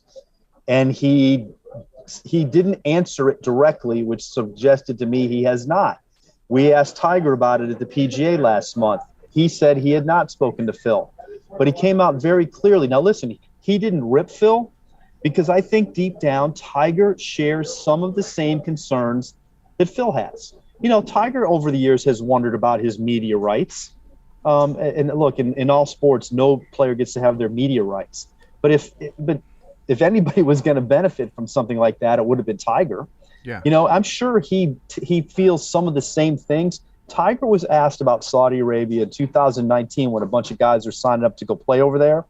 And Tiger's answer, I'm paraphrasing, was, look, I understand the political ramifications of this, but, years ago I started going to Dubai, and golf isn't big in the Middle East. When I first went there was 3 skyscrapers in Dubai, and now it looks like New York City, and golf has grown. So maybe if they do this, maybe golf will grow in Saudi Arabia. So he wasn't exactly dumping on the idea that the murderous regime shouldn't have any ability to form a golf tour. But in this case now, he brought up legacy, and it's a great point, but especially if you're Tiger. These guys compare themselves to the past. I mean, are we going to keep track of live events and how many wins you have and how much money? And, I bring up the example all the time, back in the day, the USFL, there was a lot of great players that they picked off and didn't go to the NFL. Herschel Walker, Jim Kelly, Steve Young. I'm pretty sure that Herschel records, rushing records, didn't transfer over to the NFL when he came over. Like, it's almost like it was dismissed as like an exhibition. How will these live events go? They might be compelling at some point, but where will they rate? So that's Tiger's stance. And so, yes, to answer your question, long-winded, I'm sorry, Tiger and Phil are not on the same page on this one. And, it might have driven another little bit of a wedge through them, which is kind of interesting to me, given that I spent all this time piecing together the kind of the intersection of their careers and how they were really against each other. And then they kind of had a little bit of a coming together, and now they might be apart again. Yeah, I mean, you get to write another chapter, which is nice. I need to. They need to. If there's a paperback, I could add probably 3 or 4 more chapters. I mean, look, even Tiger's comeback this year was unexpected. Yeah. That was when there was. What kind of odds could you have gotten on January 1st that Tiger Woods would play the Masters and the PGA and Phil Mickelson would not? Yeah, crazy. Yes. So, it's been wild, and obviously they're still incredibly relevant. And back in the day, I remember people used to talk, in the mid-2000s about the Tiger Tour, the possibility of a tour that would be just based around Tiger Woods, because he was at one point bigger than the game of golf. He was the biggest draw, so he could have splintered off himself easily. So I feel like to some extent he does have a loyalty to the PGA Tour. Sure. Because frankly, he had the opportunity and turned it down. In honesty, this is why the tour has its rules about having to get releases to play in opposite events. If you recall, when Tiger and Phil had their match in Vegas in 2018, the PGA Tour had to sign off on that because they own the media rights. If a player is going to be televised playing golf, they have to get permission to do it. And the tour even got a cut of that. That's how their system is set up. I think they had to be paid $1 million. So, and the reason they do that is what would keep Tiger and Phil from doing that 10 times a year? We would probably all tune into that 10 times a year, but certainly back in the day. Yeah. And yet that would harm the PGA Tour's product, which is why they have rules. So your book, which it sounds fascinating because there's 2 guys that are probably the most interesting guys in golf in the last 30 years, Tiger versus Phil. What is the story that best sums up each guy and who they are? And the story that maybe that they interacted together. It's like, that's Tiger, that's Phil, without giving the whole book away. Sure. Well, I'll give you 3 quick examples. After an introduction, the first chapter of the book is about the 2004 Ryder Cup. And any golf geek's going to remember that was the Ryder Cup where they were paired together as partners for the only time in their Ryder Cup history. They played the first day together, 2 matches, lost them both. The U.S. got smoked, tons of criticism. And the gist of it is they just were not at a point at that time where they were going to be very collaborative as partners, even though they were playing for the same U.S. side. And there's story after story about how the body language suggested that they didn't want to be together. And even though they said the right things before, it didn't work out. And Hal Sutton lost a lot of, he lost a lot of sleep over that. He got criticized. He was the captain. It actually impacted his career. It's pretty amazing to think that something like that could have such a huge impact. And then I'll give you two quick stories about each guy. Phil, way back in the day, 1998, played a rare practice round with Tiger before the LA Open. In fact, they didn't play a practice round together for 20 years after this. Phil, as is sort of fitting given the current climate, had a match with Tiger. They had a bet, and Phil won. He won $500. So Tiger pays him off in 5 $100 bills. Now, Phil, not being content with the bragging rights and the money, decided to take a picture of those $500 bills, and he wrote a note on it: "Dear Tiger, these Benjis are very happy in their new home. Thanks, Phil." And he put it in his locker. Now, I don't think that went over real well with Tiger. Phil, over the years, has loved telling that story, and he always tells it with sort of an affection, though, for Tiger, in which he says, look, he's got the bragging rights on me, but I got that on him. Right. All right. So, is that really egregious? No, but it does kind of say something. I mean, Tiger, there's no way Tiger liked that. And Tiger was never big about playing betting games in practice rounds. He always kind of did his own thing. Phil was huge with that. In fact, I have a whole chapter on that. Some of those gambling stories are really fun. And then the Tiger side of it, in 2002, At that point, Tiger had won 2 majors that year to run his total to 8. At the PGA Championship, he's in contention again. He's playing in the group in front of Rich Beam and Fred Funk. Tiger's playing with Justin Leonard. Beam has a fairly big lead going into the back 9. In fact, he led by 6 at one point. But coming down the stretch, Tiger birdied the last 4 holes. And to make it interesting, and Beam had to sweat it out. Beam has not won since. That was a huge moment in his career, and he needed to make a bogey on the last hole to win, and he kind of shook in a short putt to get the bogey and win by only 1. And Tiger and Fred Funk were in the scoring area afterward, watching this on TV. They had signed their scorecards and were waiting for them to finish. And when he holed the putt, Tiger stood up and said, he gave a fist pump and he goes, "Yes." And Fred Funk looked at him like he had 3 heads, and he said, "Tiger, what are you doing?" And he won. There's no playoff. He won. He just made that putt. That's a 5, not a 6. He goes, Tiger said, "I know. I don't care." He goes, That's Rich Beam 1, Phil Mickelson 0. And he walked out of the room. I mean, so Tiger sort of relished back in that day, keeping Phil down. Yeah. And that tells you he knew how good Phil was. And, that played into that Ryder Cup in 2004, frankly. That year, Phil finally won a major. He won the Masters and contended in all 4 majors. Tiger contended in none of the majors that year. And, he was a little bit in the point where he was searching for his game. And so he was looking at Phil now as more of a threat. And he wasn't going to sit there and help him read putts or help him with his chipping or putting or driving. And that's just sort of the dynamic of those guys back at that time. They were that competitive. That's awesome. That's what a good great story. It speaks to kind of the attitude around the tour towards Phil, and Phil has always been a love him or hate him, sometimes at the same time kind of guy. I don't know how many of our listeners are familiar with his nickname, Fig Jam, that the other players used to call him. Do you know the origin of that nickname and like who came up with it, or if you want to explain that to them? I certainly know what it stands for.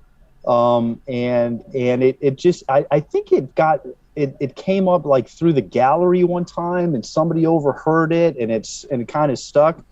But the first 3 letters, what they stand for, and then it's just ask me. And yeah, Phil had a reputation of the smartest guy in the room.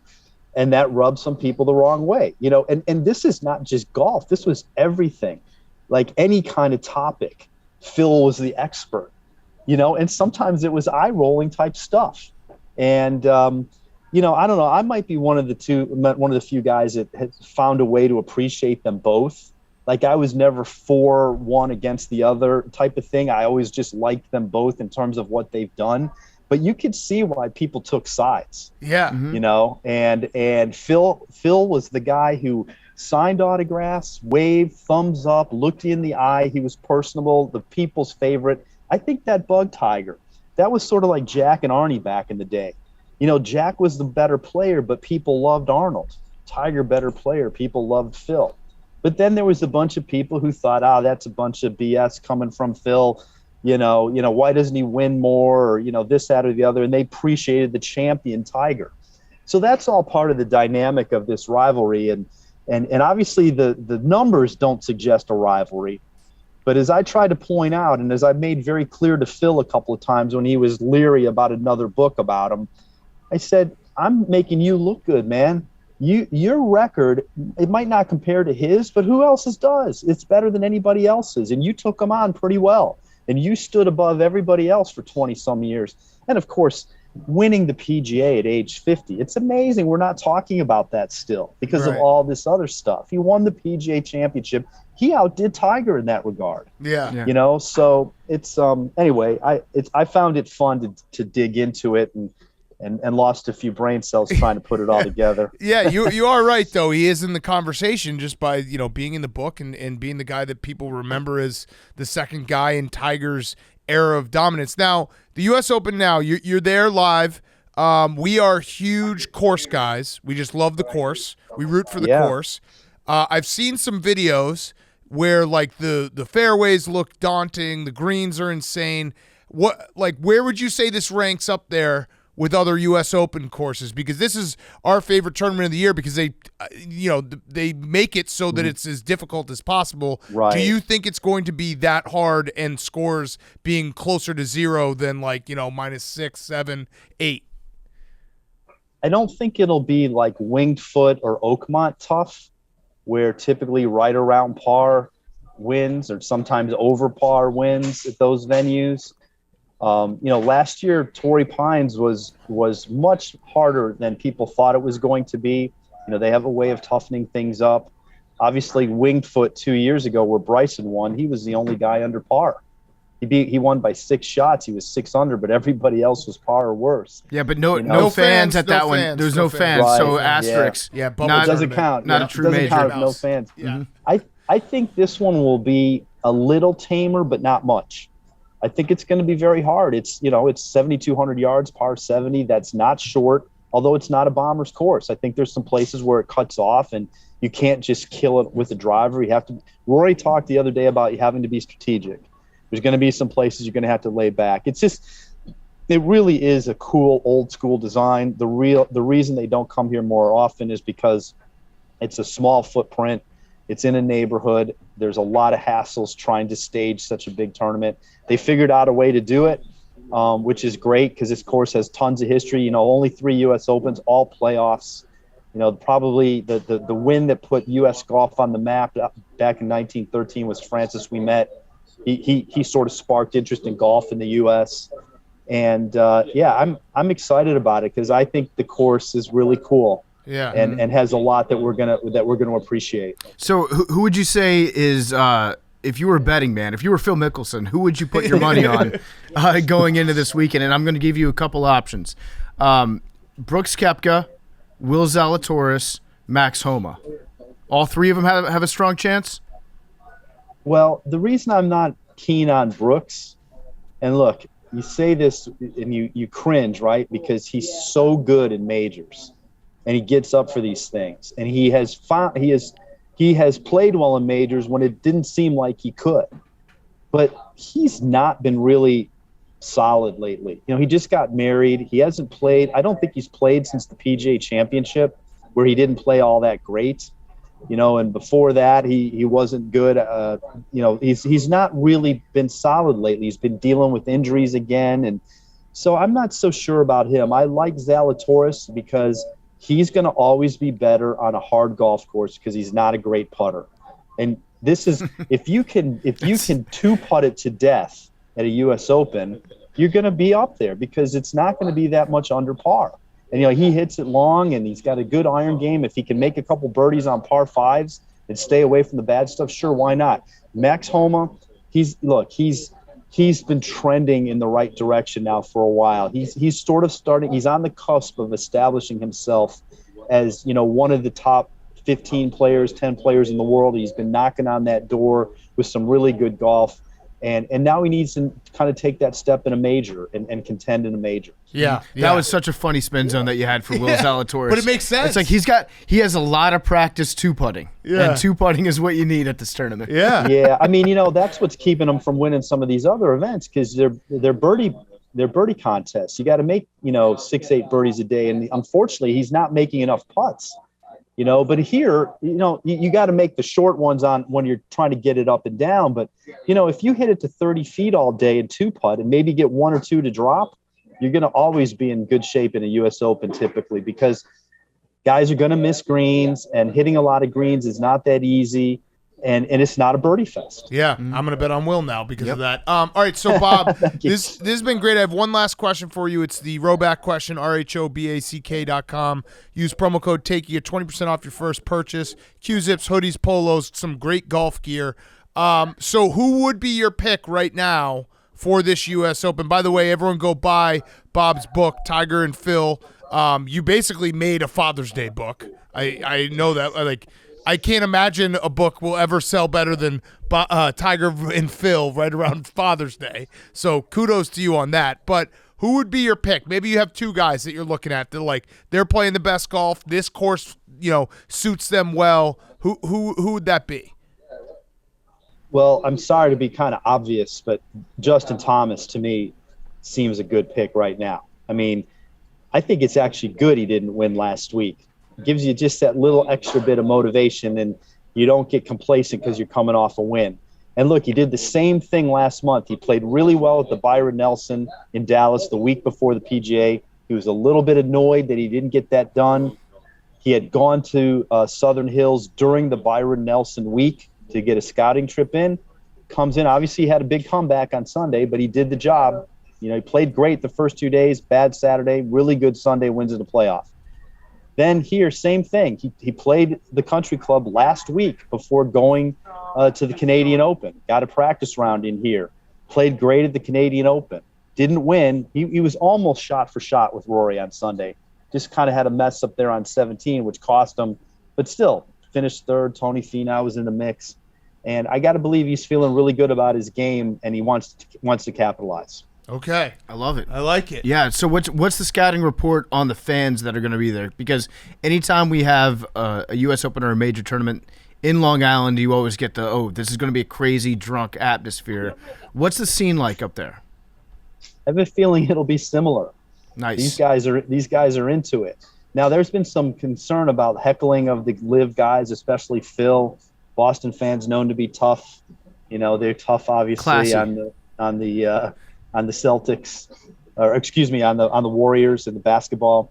But that's because that's their team, you know, that they're rooting against, right? Whereas in golf, it's not quite the same. Now, they were off the charts bad here during the Ryder Cup that was played here in '99. They were real, you know, there's a lot of stories written about the abusive behavior they gave the European guys. Like, in other words, They deserved it. They did, but it crossed the line. I think, you know, there's a line, right?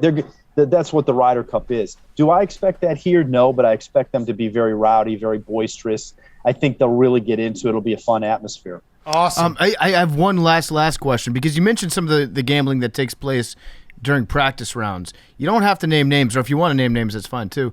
Have you heard of a player in a major tournament, or I guess in an actual tournament, that's betting against their playing partner, during the third, fourth round?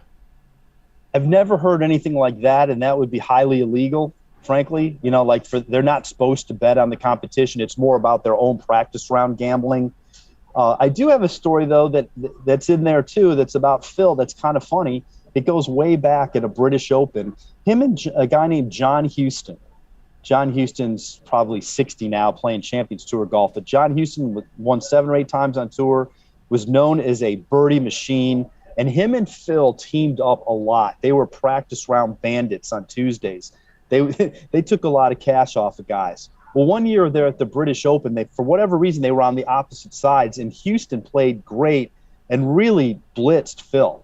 Like he just, he played phenomenally in a practice round leading up to the British Open. And Phil thought to himself, there's no way he can keep that going. No chance. So he went into a legal booking shop in Scotland and placed money on Houston to miss the cut, which he did. And then Phil relished telling Houston that I bet on you to miss the cut. And to this day, because I interviewed John Houston for the book, he said, "Man, that hurt. Yeah. It's bad enough that he bet against me, but then he rubs it in." And he said to this day he'll rub it in. Oh. So that's kind of that's an example of betting against somebody, right? But it wasn't, to my knowledge, in the tournament, itself. He went and did that away from the event. That's a great story. And there's many, many more in Bob's book, Tiger and Phil. Buy it now. It's out. It's the perfect Father's Day gift. Bob, we really appreciate your time, and have fun this weekend at the U.S. Open. Thanks a lot, guys. I appreciate you having me. We're going to get right back to the show. Are you looking to book a tee time? Well, the best way to do it is on the Barstool Golf Time app. We're going to be hitting the course this summer. Me, Honk, Big Cat's getting back out on the links. I'm working on my putting game. We're going to be using the Barstool Golf Time app to set up tee times. Search for tee times and get some deals. Search over 16 million tee times at over 12,000 golf courses in 41 countries. That's crazy. 41 countries. Let us know if you're using the Barstool Golf Time app in a different country. I want to see some crazy courses that you guys are setting up rounds of golf in. Most importantly, when you book with Barstool Golf Time, you earn reward points towards exclusive Barstool merch. Try to crack the top 10, climb the leaderboard with the most points by booking rounds and submitting course reviews. No rookie scores. Download for free in the App Store today. Barstool Golf Time. All right, back to part of my take. All right, we now welcome on very special guests. It is Patrick Wisdom, Frank Schwindel. It is Schwisdom from the Chicago Cubs in town, in studio. Very excited for you boys to be here. I'm upset that we didn't get Schwisdom shirts. I guess we should start there. You guys are the greatest duo the Cubs have ever had, I would say. For sure. Yeah. Like sometimes they'll be like, oh, the sequel isn't as good as the original. Well, Brizzo's out, Schwisdom's in. It's like Top Gun Maverick. Yeah. You guys surpassed what was already an impressive feat. Do you guys, I mean, is it weird when people like walk around being like, Schwisdom, let's go? I mean, you guys did do the back-to-back in 2 consecutive days this year. Yeah. So you guys are, lockstep, right? Oh yeah, for sure. It's a lot of fun. Every time if he hits before me, which he usually does, he'll hit a homer, comes around home, and I'm on deck, and he's like, all right, your turn. Let's go for it. Yeah. Who came up with Schwisdom, and why not Fratrick? Ooh, I don't know about that one. Fratrick Schwisdom would be good. Yeah. Fratrick Schwisdom. Was it Joe Obvious that came up with it? Or, I don't know. But Dempster? I don't know. maybe. But I don't know if I can claim half that yet. I still get the We Want Rizzo chance over there. But Yeah. we're working on it. So how does that Yeah, we'll move does that the mics actually a little like closer. affect you? Because I would imagine that like Rizzo, obviously everyone loved Rizzo, right? So you understand that you're kind of stepping into an unfillable void. You'll never be like, you have to be yourself. You can't try to like replicate what he did. Like, did that affect you when you first got in there? No, not at all. I mean, I knew, like I said, if I was half as good as him, I think it'd be a win. Win some fans over here and there. But no, he's some tough shoes to fill. But just having fun with it. What are you gonna say to him because you guys are here to play the Yankees, so you're gonna get to first base, and what's the first line you're gonna say? Maybe something like, were they really that cheap with you? Like they I don't really know. I haven't thought lowballed you about that that much? yet, Maybe but, say that for me. It's like Big Cat wanted me to know. Were they really that cheap with you? That right. would lighten the mood. Yeah, absolutely. No, but yeah, I'm not too mad about him leaving. Yeah, right. He pursued this opportunity and let me get a chance. Yeah, so you guys are similar in that like you're both. Is it fair to say grinders because you were in the minor leagues for a long time and came up and had your start in Major League Baseball, your breakout a little bit later in your career. I know we had you on last year, Patrick, but like going from last year to this year, were you like, oh my God, this is kind of comfortable. Like I actually get to do this again. Like I'm not going to have to move cities. I'm not going to have to like go everywhere. Like I'm playing for the Cubs again. Yeah, there's an aspect of that. But like when I went to spring training, I still didn't know like, hey, I was going to be the third baseman. And then the staff was like, what are you like? Yeah, you're the guy. You're the guy. So I was like, really? And they're like, you didn't know that?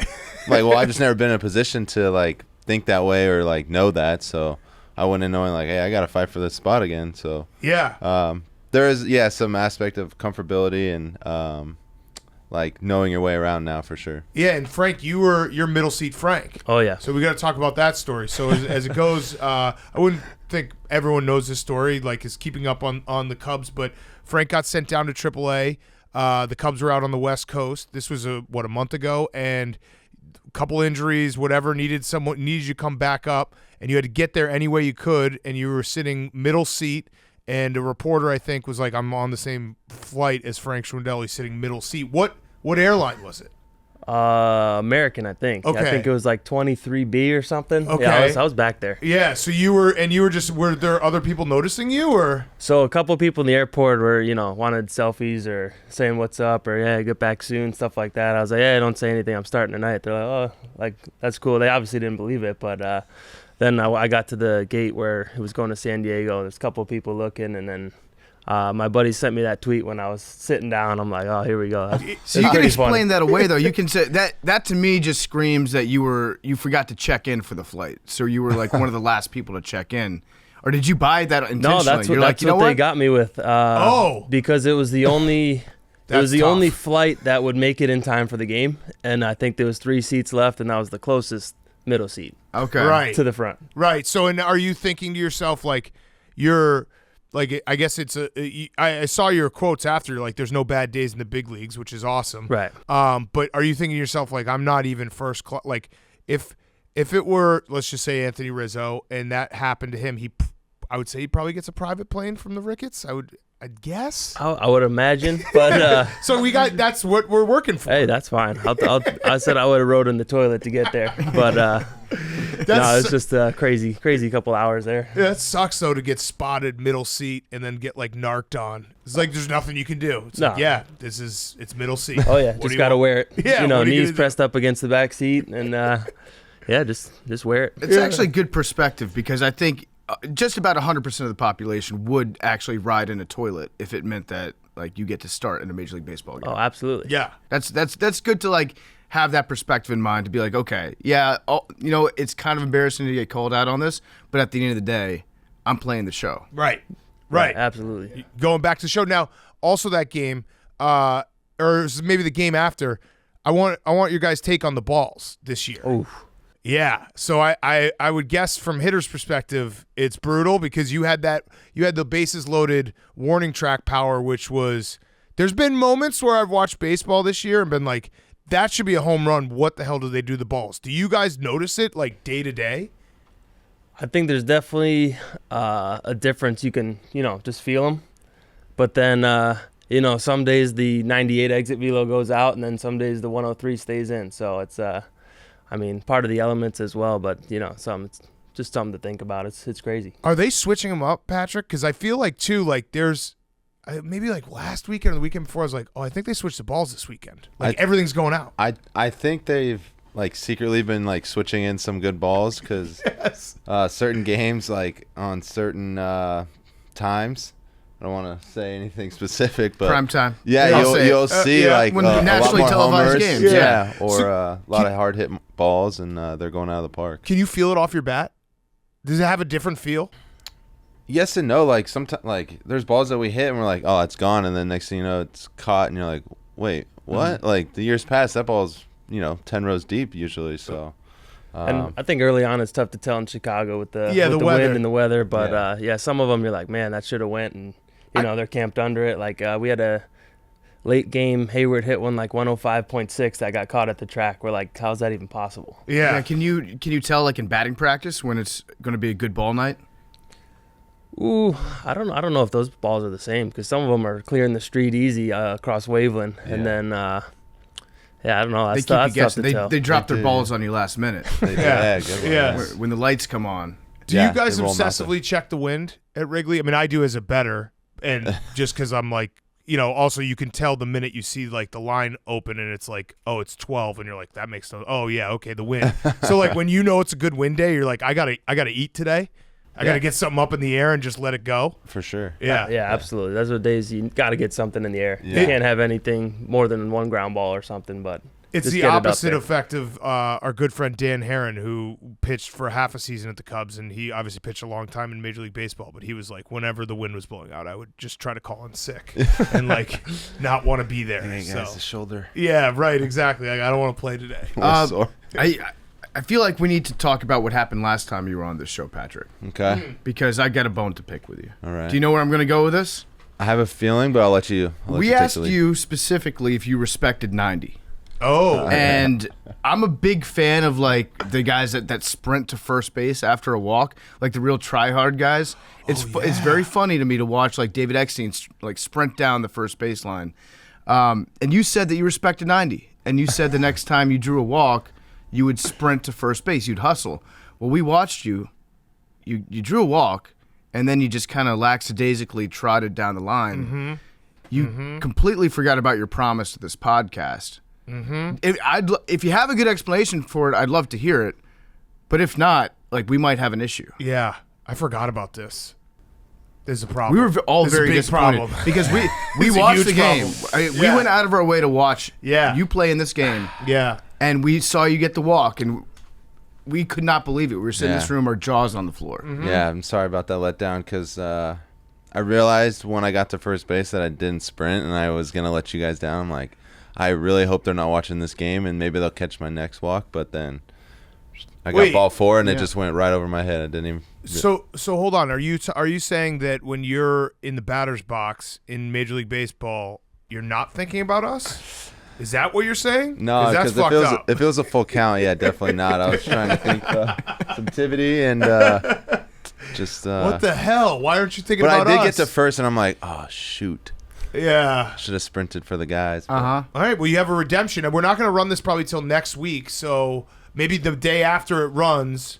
Hopefully I can get a couple walks. Yeah, Frank, maybe you can help us out. Maybe sprint. We just want to sprint to first base. Do you want me to do anything like when I get to first? No, just sprint. Just sprint. I just want to see somebody run to first base after a walk. Yeah, just respect 90. Respect 90. Yeah. I'll give you one. Yeah. I don't walk much, so I'll celebrate every walk. Yeah. Like, hell yeah. I'll give you a hard 90. Not enough people pimp their walks. Yeah. I'll give you one. Yeah, exactly. A little bat flip maybe and then run. Give us a quick sprint. All right, so Frank, I have this kind of a weird question for you. Okay. You're wearing regular clothes now. You look like a regular person. Do you realize though sometimes when you put on the uniform and especially you do the thumbs up, you look like somewhere between like an accountant and a little league player. Okay. Do you know that you have that look? Like there's times when I watch you like do something awesome. I'm like, how is this guy doing it? Because you have, I don't know, you have like an unassuming look to you. I mean, it's gone right now. It might just be when you put the cap on. Do you know you look goofy sometimes? I know now that okay, shit. I'd hope someone else had told you. Yeah, I just I don't have Twitter because a lot of negative stuff on there. Yep, but I'll see all the good ones through my buddies and stuff like that, and yeah, I've realized I'm pretty goofy out there, and I think it's relatable in a way. But big time. People are like, "How the hell is he a big league player?" It's not a bad thing. Yeah, no, I think it's the thumbs up. It's really when you do the thumbs up because it's like it's almost like a surprise that you hit a home run, and even though you're in the big leagues and you do the thumbs up, it's just it looks a little bit like our coworker Tommy Smokes. Yeah. Look at this one. You go meet him. Yeah. See that one? Yeah, like that one where it's like you look. You look pretty. You look like an accountant who had like 2 wine coolers at the Christmas party. Yeah. You're like, right as I'm hitting the dance floor. Yeah. But at the same time, you look like you're experiencing the fact that this is very cool that you just hit a home run in Major League Baseball. Yeah. Some guys hit them and I have a straight face around the bases. Not for me. I'm enjoying every second of that. Yeah, I love the enthusiasm. It's like infectious because when you get a big hit or a big play, I'm like sitting watching, being like, when is he going to do the thumbs up? When is he going to point to the dugout? Like, this is going to be awesome. So I think there's a lot of people in my shoes who are thinking the same thing. I got to keep it going now. Yeah, keep absolutely. the big hits rolling. All right, so you guys played, like I said, we're going to run this next week, but you were in Baltimore last night, rain delay, postponed. What do you do in the dugout for that many hours? Is there like, I'd imagine in my mind it's like, oh, you just sit there for 3 hours and bust each other's balls, but I would imagine that gets probably old after a while. Like what happens during a delayed game in MLB? I mean, we were playing cards, snacking. Jason Hayward tried to give a speech. That would be funny if he did that. It's like, all right, guys, we're going to beat the Orioles and we're going to only be 10 games under 500. Not that, but he was saying stay ready. He was convinced we were starting around 10. He was dressed the whole time, and he said he's seen it all on the East Coast. So, do you have to watch like what snacks you're eating before a game? No, the nutritionist is hanging around over there, but we can pretty much sneak just anything candy. by. Oh yeah. Do you guys have like a set pregame meal? I know that Wade Boggs had like a rotation of different chicken dishes that he would have. He would eat, I think he had 5 different chicken dishes, and he would just cycle through them like a maniac, throughout the entire season, never varied on anything. Is there anything specific that you have to eat before a game? Not me, no. I'd say if, an 0 for 4, I'm not going to eat the same thing. That's the only thing. Yeah. So, some stuff is just out for good. What if you go, 5 for 5? Oh, then you got to repeat it. Are you wearing, the same underwear? 100%. Everything? Yeah. Everything? Not showering? No, you got to shower. Got to shower? But, yeah, you could wear the Or you're clothes getting rid to of all field. the good sweat then. I know. You might be right. You might be onto something. If I went 5 for 5 in a Major League Baseball game, I would go back to the clubhouse. I would just sit there. And I'd be like, okay, I'm not all touching. Night until the next game? Yeah. I'd be like, I'm not touching anything. Whatever happened today is good. I don't want to screw it up. Yeah. So Patrick, you changed your bat too. What changed? Can you explain it to dumb people who are like, a bat's a bat? It's the hand. It's the like at the bottom of the hands, right? Yeah, I have that big knob now. I saw some other good hitters do it. Basically, it's so you can get a bigger and heavier bat, but not affect like the feel because the weight's below your hand, so you don't necessarily feel it in your swing. Got it. Yeah. And it's helped a lot? Yeah. So you're supposed to hit the ball harder, which I've been doing, and do you guys go look at like exit velocity where you're like, that should have been a hit? That would drive me insane. If you can go and do you see that? I mean, Frank, you nodded right away. Well, at Wrigley, they have it on the scoreboard, so like as soon as somebody hits it, like 2 seconds later, everyone like checks to see like how hard did he hit that? Yeah, how hard was that, and like the launch angle and stuff, and then it has distance. What's the hardest you guys have hit a ball that was an out? I had a 112 and 112 and change in Colorado last year. But What? Just right at the left fielder. So in Colorado? Anything with launch is way out, but I was just shaking my head the whole way back. That was tough to look at. Yeah, that's gotta be so frustrating. When we had you on last year, Patrick, we talked about Jacob deGrom and how much it sucked to face him. Who's the guy that you've played this year? Either of you guys can answer this. That it's just like, well, this fucking sucks. Who's got like the nastiest stuff? We're stuff guys. We like to talk about stuff. I'd say Corbin Burns owns me, and Zach Gallen. I think I'm 1 for 20-something combined off those two. And is it just nasty? What is it that he like? What pitches give you the most problem when you're facing a guy like that? Off Burns, everything looks the same out of the hand. I know he's got him a couple times, but to me, it's the high velocity cutter with the stuff moving off that big slider, curveball to get you off it, and just out of the hand, everything looks the same. So you're swinging, and sometimes it's not there. Yeah, yeah. Have either of you guys gotten into the game, going back to your minor league career as a pitcher? Oh, pitching? Yeah, have you ever? I always love that at the end of blowouts when they send some like I Molina threw stepped in the the other other day. day. He threw the other day. Yeah, Yeah. Got 2 quick outs and then let up back-to-back homers on back-to-back pitches. So 61 miles per hour isn't it?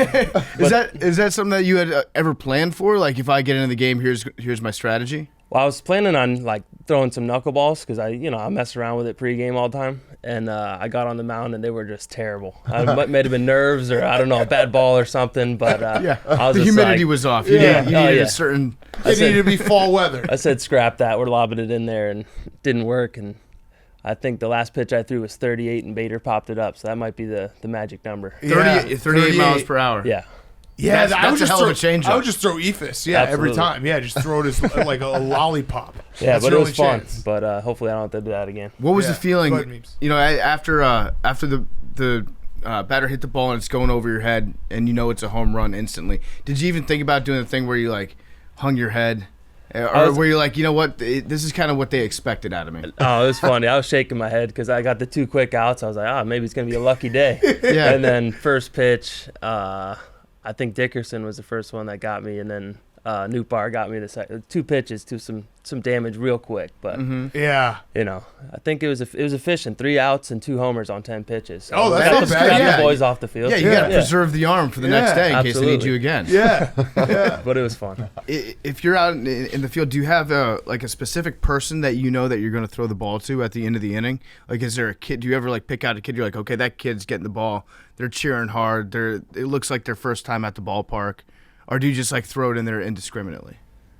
Oh, so my new strategy was, I had to win some fans over when I got over there. So every ball, warm-up ball, I'll throw into the crowd. So that's a good question. So sometimes I'll pick them out in advance.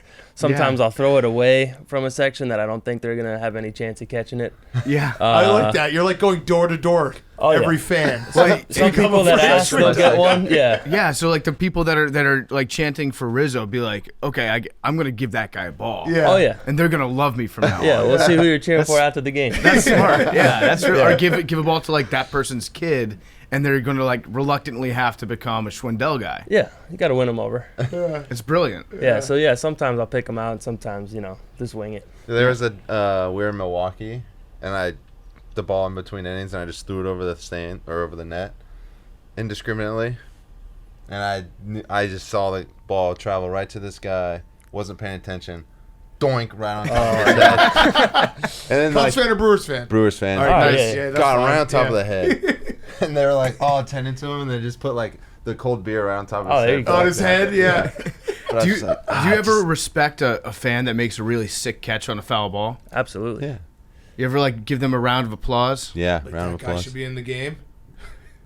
I don't know I don't know about if that, that thought but getting runs on the my head, video though. board. We're hoping that like basically what we're saying is, can we do anything to impress you guys for you to be like, those guys should be professional athletes? Oh, some of the the Wrigley tradition is to throw back the home run Yeah. balls. Yeah. So there's some that could get close to the infield. You know what's bullshit though? Little I don't know if big you've ever noticed it, but I had season tickets in the bleachers for a bunch of years, and there's a bunch of dudes who bring a ball. So if they catch a ball, they flip it. So they'll throw out the ball they brought, they'll throw back the ball they brought, and they'll keep the home run ball, which is bullshit. You think it is? Yeah, I think it's the bullshit. spirit of it is you got to throw back the ball that was hit. Right. That's You can fair, always yeah. tell if the guy has a glove or he's like an older guy, he's doing that. Like if it's a drunk 20, 30-year-old, they're just tossing it back. You could tell almost right away though, like that guy's switching the balls. Do you, as the fan, get anything from Wrigley or No. anything for No. catching the home run and then No. throwing it back? No. Yeah, they come over and they hit the cup snake out of your hand. Yeah. They're like, go make another one. Yeah. That's Go buy more beer and try to build. Yeah. It's a build good another point, one. though. They should reward that type of behavior from the fans. Yeah, I agree. Send them a beer, send them a ball. Yeah, send them a beer. Yeah. That's the least you could do. For sure. And honestly, like if I'm a fan, the plot to Rookie of the Year is exactly that. Yeah. Like Yeah. that's my dream scenario. Correct. Yeah. To catch a ball, throw it back so far, they're like, okay, we are actually going to sign this kid Yeah, to a he's Close the contract. catcher down. Yeah, like that's what basically what we want you guys to think of us. Yeah. We got to do something Yeah. so athletic So where you're like, whoa, we'll- Jed, give these guys a tryout. Yeah, we'll outlaw the position player pitching. We'll bring in the fan with the best arm. Yeah, There should Yeah. be a fan pitch. Yeah, sure. I like that. Are you? Does it ever blow your mind that you are playing in the same stadium where we saw Rookie of the Year? Mm-hmm. Like you probably watched that movie growing up, right? I watched it like last week. yeah, Yeah. It's a great movie. Yeah. It's and a he great threw out movie. the first pitch a couple weeks ago, too. Yeah, he always does. Every Yeah. year he does. So it was cool. Have you guys? What's your guys' relationship with Jed? Do you see him when you see him? Are you saying Jed? Or you saying Mr. Hoyer? What's I say Jed. you say? Yeah, Jed. Jed. What's up, Jed? You cool with him? Yeah, I think so. I used to walk my Still on the dog teams. in Oz Park, and he walked his dog at the same time. And he would. It was funny because we were like friendly, but I could tell he'd always give me information that like he basically walks around with a little information in his pocket. Like I can tell this guy, and like he'll think that I'm giving him inside information, and it's like something everyone knows. But I would walk away being like, "Holy shit, Jed just told me all these secrets. Yeah. They're none I'm of them in. are secrets." Yeah. That's awesome. Does he ever give you guys some of those, like where he's like, here's like, something about his strategy, and you walk away and you're like, yeah, you know what, like I'm sure he said that to like everyone in the building just now. Not that I know of. Okay, Yeah. well, he's got to start doing that because it makes you feel good when a guy like that tells you something. You're like, wow, Oh, I bet. yeah, this is awesome. Yeah, I'm Yeah. in the know. Yeah, you feel like you're part of the plan. You're Yeah, like, all right. Let's do it. Right, One of the like, are you- inside guys. Yeah, Yeah. you asking for my advice because I'll give it to I'm in you. his inner circle. How do you guys feel about the bigger bases? Ooh, good question. So last year when I spent some time in AAA, it didn't seem like it wasn't like that big of a difference. Right. Obviously, it's like different, but it wasn't like astronomical. I don't know. What's your take? I don't know if it's gonna make much of a difference, but I just think funny. Well, the Rob, base Robertson stealers anyways, said they they're wear just those, pizza like- boxes. Yeah. But the base sealers wear those gloves anyways. They like stick out. Oh so yeah, far. the Right. mittens. So, but So, if like- steals are up, or Yeah. I think there's been so many reviews and close calls this year, so maybe that'll. I don't know how much that'll affect it, but stuff like that. Speaking of which, did you ask for that review at home plate when you were out by 1,000,000 feet? Me? Oh Yeah. no, I didn't. I knew That I was was out. one of the worst reviews ever. Well, they were saying if he blocked the plate or not, because we got Wilson got called on it like a couple games prior to that. Got it. Because So, we had the sound off because we were watching the NBA Finals, and I just saw that you were. I don't was know what toast. happened. Yeah, you were total toast. Yeah. Do you got? Can you guys ever tell like Ross to review it, or does he listen to you when you say that? Yeah, I think like if we were very adamant about it, then Because I love it's basically every sport now. Like any yeah. sport, if there's review, I think actually in the NBA Finals, someone got called for a foul in the first quarter, and he went to the coach and was like, review it, and the coach was like, "Are you fucking serious? Like, why would I do that? I only have one." Yeah. Like every player wants everything reviewed. Oh yeah. But yeah, I knew I was out. for Yeah, sure. you were so. I mean, That you gotta makes do a- like a flip or something. It makes more sense that it was not a review to see if you were out because we were watching. We were like, "Wow, they're idiots." Yeah, we're like, Trying what to is do that. David Ross doing right now? I've never seen a more out person in my life. Yeah, I was running and I see the throw come in. I'm like, ooh, I'm gonna be toast. But I don't know how to go about sliding in here. So You should just go backwards in those points. Like just turn start around? running back. Yeah, but like going backwards, like I don't know, like I would just try to do something a little different, maybe jump over them. Yeah. Oh yes, Superman. that has happened to Yachty. Yes. Yachty's the worst. You guys don't have to answer that, but he is the worst. That was a question or a statement? It was a statement, and you're both nodding furiously, so I appreciate that. All right, so I have one last question. It's a Roback question. Promo code TAKE for 20% off. We got Q-Zips, hoodies, polos for you guys. Roback, RHOBACK.com. Use code TAKE for 20% off your first purchase. So, like I said, we're going to run this a little later next week. But right now, as we're sitting here, the Angels have lost 12 in a row. What do you like? What would you guys do if you're on that team? I actually can't imagine losing 12 in a row and sitting there every day. Like, have you guys been a part of a long losing streak where it's like nothing is going well? What were we at last year? 12? Yeah, 12. It was 12. Yeah. I think right around there. Yeah, I mean it was bad last year, but also the Angels were in first place and they lost 12. Like they were humming, and now it's fallen off the cliff. So what happened last year when 12 in a row happened? I forgot that last year was 12. I thought it was 9 or 10. I think it was twice. Once before I got there, once when I was there. Yeah. But those are ones some you just scratch your head after the game and just say, all right, lace them up and go at them again tomorrow. But yeah, so they did. I don't know if you saw. They had everyone walk up to Nickelback. Oh yeah, did that work? No, they lost. Oh yeah, they lost. They were worse. Should they try Creed next? Yeah, I know. So what? Was there a moment like Game 8 where someone stood up and was like, "Let's do this today," and then just all right, well now that didn't work. What do we do now? Yeah. Oh yeah. There was an instance where someone did that, and we went out and scored 6 runs in the first. And then we lost 12-7. Oh, that was against the Philly. Brewers. Yeah. Or no, was it Philly? Yeah. Something like that. One of those, yeah. We were up 7-0, then they put up 7 the next inning. I probably that was the Brewers, I thought. Oh, really? Yeah, because I tweeted Cubs are back. Yeah, it was the Brewers game. Yeah, it was the Brewers game in Milwaukee, and I was like, Cubs are back. This is awesome. Oh, boy. And then, I actually distinctly remember that game. I was listening on the radio. I was like, dude, they're fucking back. Yeah, we came out with a vengeance, and then it was like, you lost 14-7. Yeah. Shoot. But we'll make sure to get you some Schwindel jerseys. Jerseys, yeah. For sure. Maybe we got the jerseys too, yeah. Yeah, jerseys. Who gets the number? Oh, we each got one of our own, so you guys get to pick. All right, Yeah. okay. Yeah. All Well, right. we could put your number on there. Yeah. I'm gonna make the Fratrick ones, and it's gonna be all in Greek letters. It's gonna look like a frat shirt. Yeah, I like it. Yeah.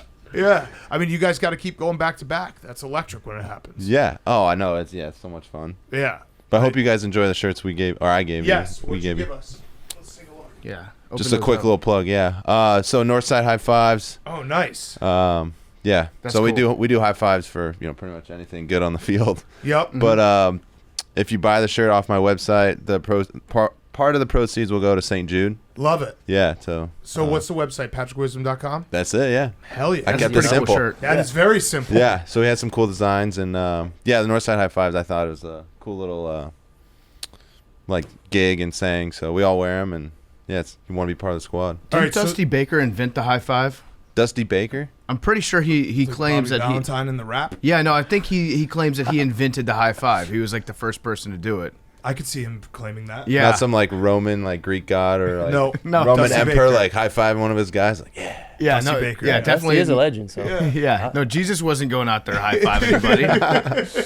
No, it was Dusty Baker in 1976. I'm pretty sure he says he invented the high five. Yeah. I'm gonna believe him. Yeah. Dusty Baker seems like a cool guy. So, all right. So when this runs, everyone go to PatrickWisdom.com. Check out the shirts. Great shirts. You owe us a Respect 90. Mm-hmm. And Frank, you owe us Ask Rizzo how much the Cubs lowballed him. All right, perfect. Okay. All right. Perfect. Thank you, boys. We appreciate it. Thank you guys for Thanks for having having us. Patrick Wisdom and Frank Schwindel were brought to you by Shopify. Shopify, the all-in-one commerce platform to start, run, and grow your business. Shopify gives entrepreneurs the resources once reserved for big business, so upstarts, startups, and established businesses alike can sell everywhere. They can synchronize online and in-person sales and effortlessly stay informed. Shopify offers online retailers a suite of services. You get payments, marketing, shipping, and customer engagement tools. Connect with your customers, drive sales, manage your day-to-day. Shopify instantly lets you accept all major payment methods, and they have thousands of integrations and third-party apps from on-demand printing to accounting to advanced chatbots and beyond. Go to shopify.com/take, all lowercase, Shopify.com/take for a free 14-day trial and get full access to Shopify's entire suite of features.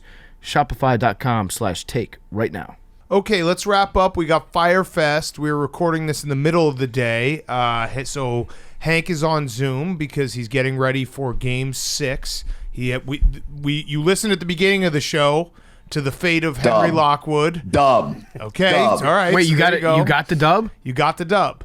Did you get the dub? Okay, so this will be fun. If it goes the other way, this will be a fun time capsule. And like I said, Game 7, we're having a live event at Oh, wow. Big Night Live on Sunday. Oh, yeah? Okay. Hank, let me ask you this. Did the players leave any money in the ceiling when they were out in Golden State knowing that they would make the trip back?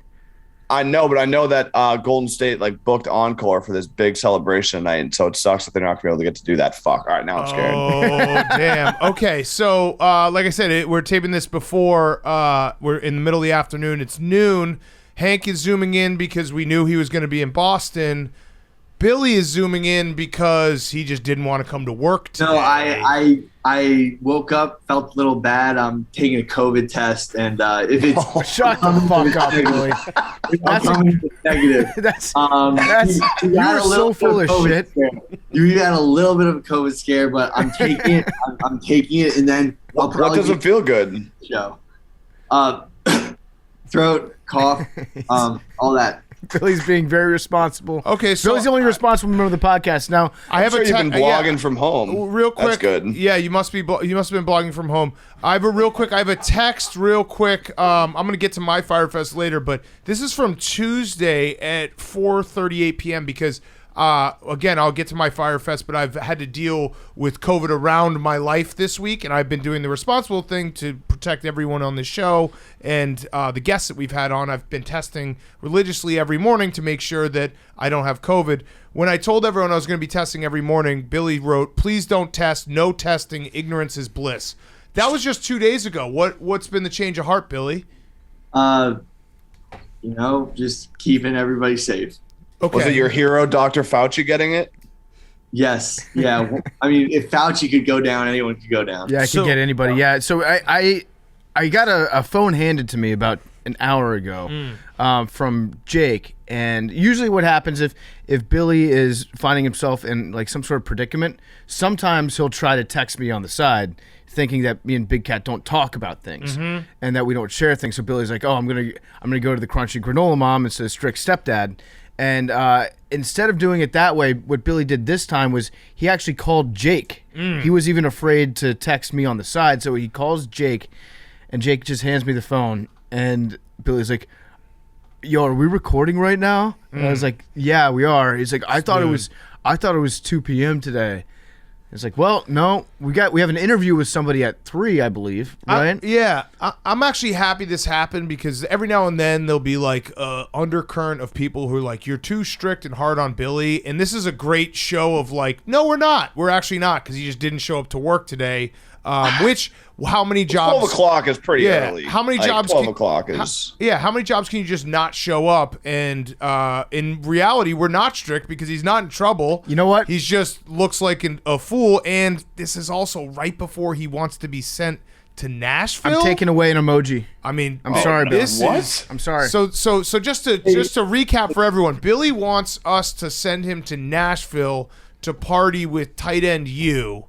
And we basically were like, if you are on good behavior leading up to it, yeah, we could think about this. This might be fun. And then for some reason last night he got so drunk that he didn't show up to work. That doesn't feel like doing enough to get sent to tight end. So yeah, the floor is Billy's for all the lies that he's about to give us.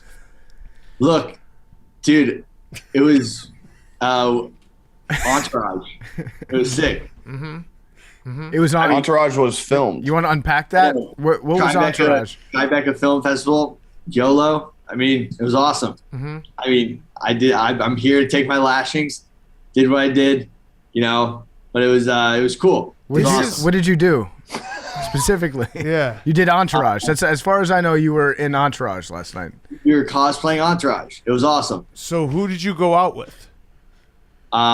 Literally all the best lacrosse players from my childhood. Okay, anybody else that works on this show? Was anybody Anyone else in particular? Jake went home. Okay. Oh, so Jake went out with you though, right? And then he went home. And then he came into work. No, Jake went home very We were at early. the after party till 1 a.m. Oh, you were there, Jake, till 1 a.m. I left at so 1. Yeah, so that's a reasonable thing. So this is also these are my favorite moments too, because Billy thinks that the history of Barstool started when he showed up, and he'll sometimes be like, Big Cat, you don't understand how hard I have it. Like, you don't understand. Like, this is like difficult. I literally. Hold on. So I remember vividly, if I could just share a story, when the Blackhawks won the Stanley Cup, I think in 2013. I was lucky enough to go out with the team. I was out till, I want to say 4 or 5 in the morning, because I vividly remember hearing the birds chirp when I got home. And then I wrote like 14 blogs the next day, because I know if I didn't, Dave would have like reamed my ass out and made a fool of me. And so that just kind of shows you the easiness that you have it, because really the only punishment you're getting is we're just doing this 5-minute segment where we're like, dude, you couldn't come to work on a Thursday? On a Thursday at noon?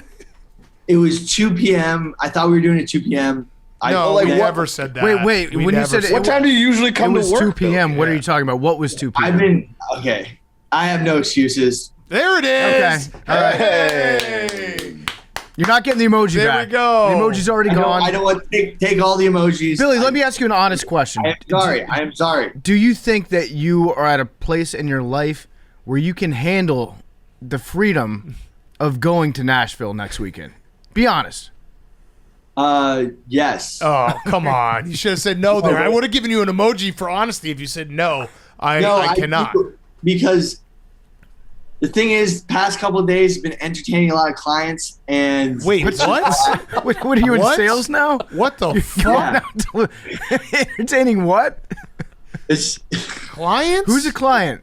List the clients, because there was an S on that. I would love to hear one client. Game time. Arian. Arian's a client. Wait. Game time. No, because they give you a free ticket doesn't mean that you're entertaining. Yeah, that's not how that works. They're actually entertaining you. Yeah. Yeah. And I don't think you were with that. You just went to a game. Like, I don't think you were with. No, he wasn't. He went to a game, so that was entertaining game time. It's basically like when Billy thinks that when he drinks 15 Coors Light on Friday night, he's like, well, I'm entertaining Coors Light as a client. Yeah, I'm at a big ad partner dinner tonight. Like, Billy, you're literally sitting and drinking beers on your couch. I'm doing work, guys. It's content. It's fine. I'm actually not mad. I'm just more, it is, like I said, I'm happy that it happened so that it can be an illustration to our audience who sometimes thinks PFT and Hank and I are too hard on you. It's like, actually, we're very easy on you when it all comes down to it. Because you're not in trouble. It's just very funny that you couldn't show up to work. No, but the thing is, I took a shower. Great. Oh, okay. Awesome. Now, progress. I got up like at 10:30, 11, like being like, okay, take a shower.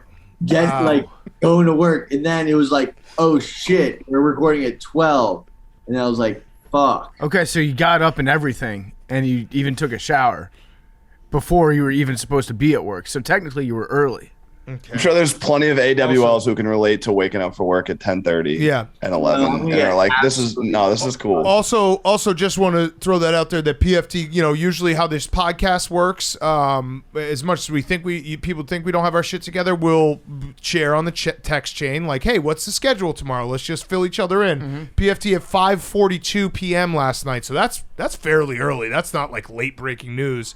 Texted the group, so noon tomorrow for Fyre Fest, Verstappen Perez at 3, started the show via Zoom after the game. I pretty much laid it all out there. Teaser. Yep. Nice little teaser there. Yeah, that is. Yeah, that is. But that was all laid out, and everyone was like, yep, that's perfect. Let's do it.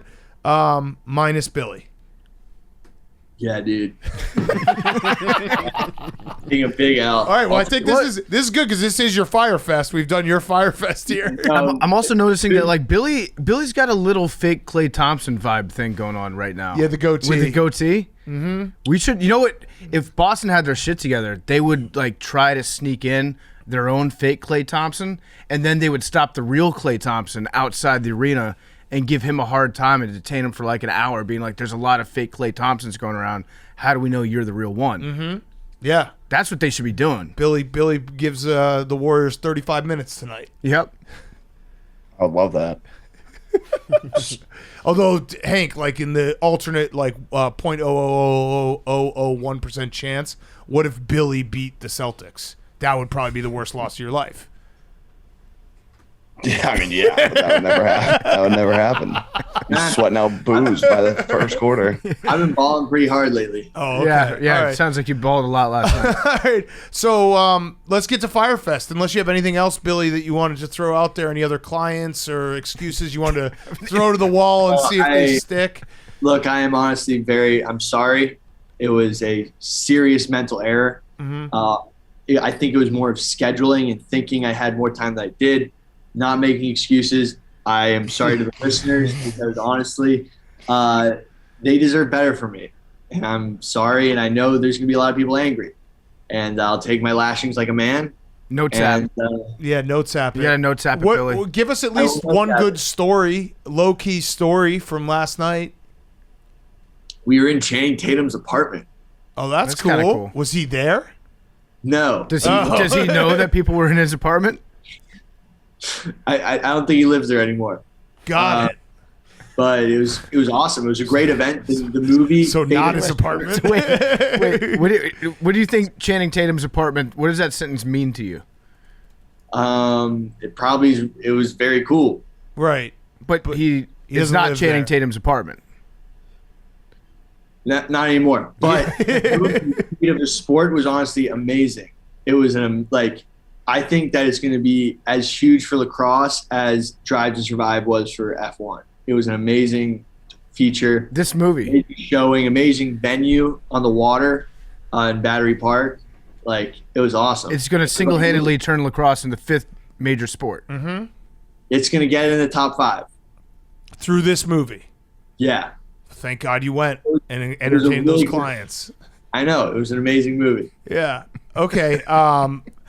Yeah, let's get into Fyre Fest. That was a great review, Jake. How was the night from your perspective? By the way, I want to just say, not to brag, but I called it when Billy's pictures showed up from the red carpet. Jake, you look great. Dukes look great.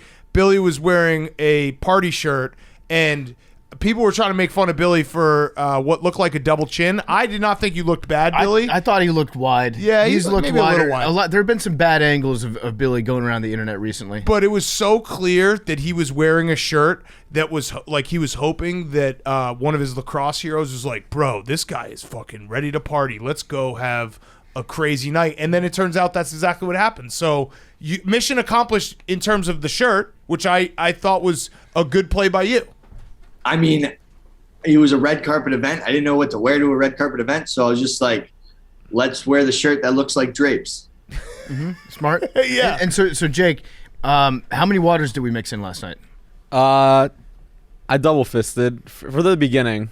Waters? One water and one beer. Oh, Yeah, water and a drink. Yeah, double fisted. Yeah, so Hell that was yes. nice. But no, it was a great event. Shout out to PLL for inviting us. But that was my Fyre Fest. I thought I looked bad in the red carpet photo too. So you we looked all fine. looked pretty heavy. do you know what? They used the worst photo of us as they could. You know what it was, Jake? Because as someone who's had very, very bad angles, when you wear a suit, you have to make sure that your shirt is always tucked in, at all times, because you had a little bit of that little pillow, yeah, where it wasn't your body, it was just the shirt. Like suits, we're as a podcast a bunch of guys that weren't meant to be in suits. I think that's just a fact. There are people who look great. I wear in one all the suits. time. I got to be extra careful. Yeah, I know, but we're just it's hard to look good in a suit. You got to wear a suit all the time. You got to have those finely Italian tailored suits. Redemption next week on ESPN Plus. Yes. Yeah, you're gonna have a nice suit. I always say if you're wearing a suit, it's good to have one giant accessory to take people's mind off how weird you look in that suit. Mm-hmm. So a fun hat or shoes, sunglasses, or belts. Yeah, something big, like a big belt buckle. Who designs suits? Icy watch. Yeah, nice watch. Whose idea was it to be hey,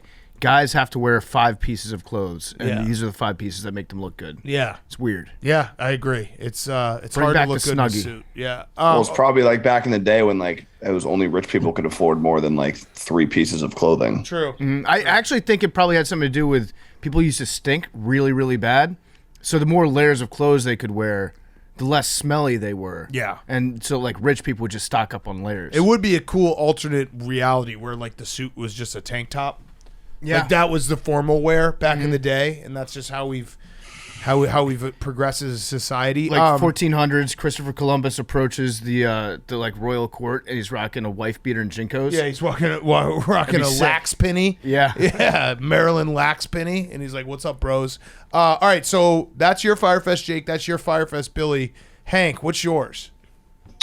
Update from my last week's Fyre Fest. I did find my AirPods in my golf bag, so that's a dub. They're about to die though, but I kind of told PFT this the other day as a joke, kind of kidding, but like low key. I just said that for real. Fuck. Sneaky, it might actually come to fruition. I am trying to find an apartment, and because I've been coming back to Boston so much and just like moving around and shit, I haven't really had time to like go and look at places. And like every place I look, oh no, the places I've looked, they're just like, oh yeah, someone else got it. Like we had 10 people apply and someone else got it. I have like another few weeks, but I was telling PFT, I was like, there's a chance I have to move shit into your beach house for a couple weeks until August. No, Big Cat was thinking the same thing. I was thinking way worse when Hank was telling me about this, that he would have to move in with Billy. Yeah, that's what I thought. I thought you were going to have to move in. I actually think it would be good for both. I'd move into the office. I'd move to the streets. Yeah, well, I mean, with your new paycheck, you can probably move into Channing Tatum's old place. Mm-hmm. True. Yeah. But Hank might be like, or at least Hank's stuff might become a temporary roommate of mine down at the Jersey Shore this Why summer. wouldn't you just put your stuff in the office? There's so many like spots now upstairs. You just throw all your shit.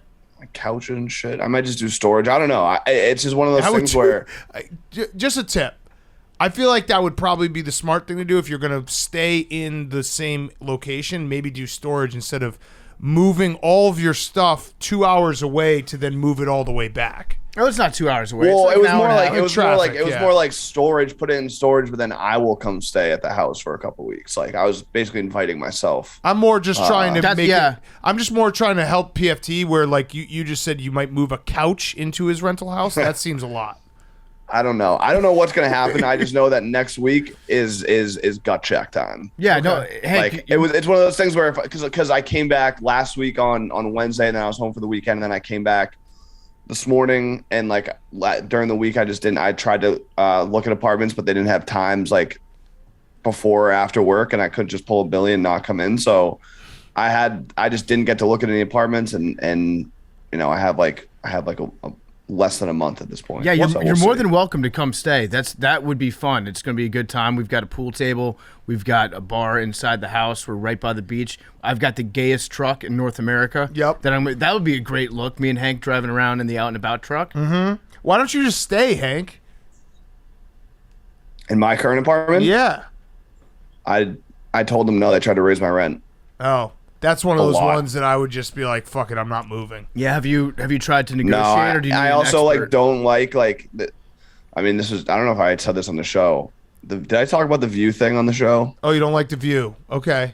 I looked at this building and it has a sick view of Manhattan, and then the apartment I looked in, I didn't really like the layout, and they're like, "Oh, we have these other different layouts in the building," and I just looked at the blueprint and I was like, "Oh, this is perfect." Every fucking every view has to be sick, and then when I walked in, it was blocked. Like my view is blocked, and it's just pissed me off for the entire year. So I can't do it again. Thoughts and prayers, Hank. That's brutal. I know. Well, yeah. I mean, yeah. Whatever. Your skyline Champagne is problems. fucked up. Thank God you found your AirPods in your golf bag.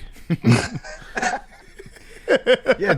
What is? I mean, this is what do you want me to do? It's Fyre Fest. Like, what am I supposed to talk about? It's true. It's true. No, these are the wood. They didn't have good seat selection in the Legends Club tonight. Wait, where are you sitting? Next to the Warriors bench. Oh, okay. All right. Yeah. So that's tough. It would have been nicer next to the Celtics bench. It turns out I left the diamonds in my Maserati, so problem solved. All right, PFT, your Fyre Fest? My Fyre Fest, I've been dealing with this off and on for like the last week and a half or so, but it got concerning to me last weekend. I woke up, I thought I was having a heart attack. I woke up and my entire left arm was numb. And when I say numb, I don't mean like pins and needles numb. I mean, I could not feel anything on my skin from the shoulder down to the tips of my fingers. And that's a weird feeling to have when like a complete limb is just not there. And so I sat up and I was turning side to side in bed, and my arm was like flopping around. And so I would pick it up with my right hand and drop it. It would just snap back into place. And after about, I don't know, 2 minutes or so, I was able to like get feeling in it and move it around. But that it's happened to me like to a certain degree, maybe 3 times over the last week and a half when I just wake up and my arm is kind of, I think my arm's about to fall off. Yeah. My left arm. That's, it sounds like it's just your arm's asleep, but it sounds obviously more severe. Maybe I got like nerve damage in my, I don't know. Maybe Are you it's sleeping blogging. on your arm? I don't think so. Maybe it's just from years of blogging. Damn. It's an overuse injury. I don't know. Imagine if you had to get a hook. If you got a hook, It'd that'd be be kind of cool. sick, yeah. I was actually thinking about what if I were to get some sort of prosthetic, if my arm fell off like a lizard's tail, like what I would get to replace it. I think the hook is a little bit dangerous. It's either hook or robot arm. Yeah, robot. I would like to have the robot arm. Yeah. Ideally. Yeah. Then I couldn't play guitar anymore. That'd be tough. Yeah. That would Get like a maraca. What? Get like a maraca or something. Oh, like a shaker? Yeah. Yeah. Billy, as our bro football doc, what's your medical diagnosis of my arm not feeling there anymore? You got to work on your circulation. Probably get a vasodilator. Start lifting. Do some cardio. Get the blood pumping. I do. We work out together sometime. You know that I lift. We haven't worked out in a long time. Wow. I know you haven't. I worked out yesterday morning, but anyway. And you still took PFT's that looking, picture? PFT's looking jacked. Yeah. All right. Well, thoughts and prayers. Yeah, I don't know. When you say vasodilator, are you talking about like Viagra? No, well, maybe, but I think you're All right, I just got prescribed Viagra. Yeah, some type of blood thinner. Are we talking like maybe pain? You just gotta get the blood pumping, loosen it up a little bit. I think so. Once I started moving around, then I was able to move my arm again. Yeah, I think you're restricting blood flow to your arm somehow. Huh. So you gotta get that pumping. Maybe I did sleep on it in some weird way, but I've done it like 3 times this week. That's fucking crazy. It was crazy. It was like my arm wasn't even there. And then I told Nick once I got in the office, I was like, yeah, I think I was having a stroke. He goes, no, that's a heart attack. Yeah. You're having a heart attack. Yeah, one or the other. That's Did you fine. Did you JJO with your numb hand?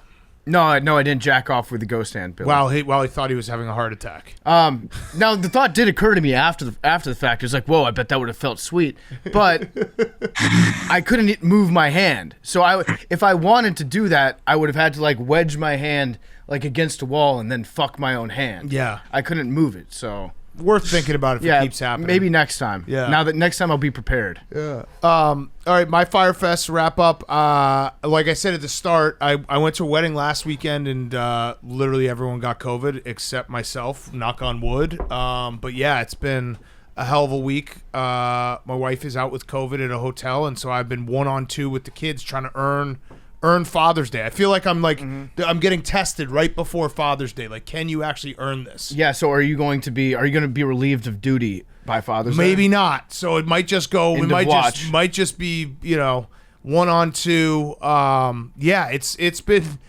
interesting. This is your Cam Newton moment where you're like, okay, I got this. So a lot of moments where I look up and I'm like, wait, where the fuck are my kids? And they're like somewhere in my apartment. Yeah. So it's got to be a little more on my toes.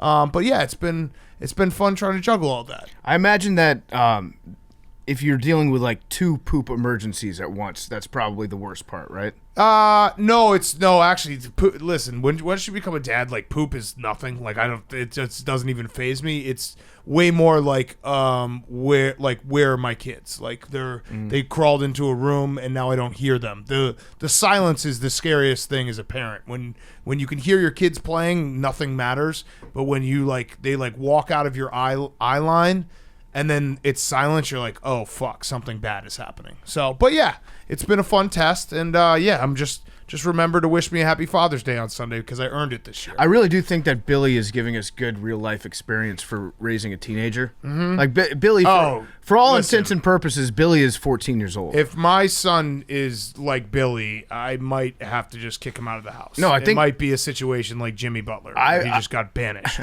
I would be ready. I think I would be ready for a Billy-like child by the time they're 14, just from going through this experience. I don't know, because the problem is just give them a ball, and you're like, okay, go throw this against a wall somewhere. Like you have to have like still unconditional love for your child, and that would be tough for Billy right now.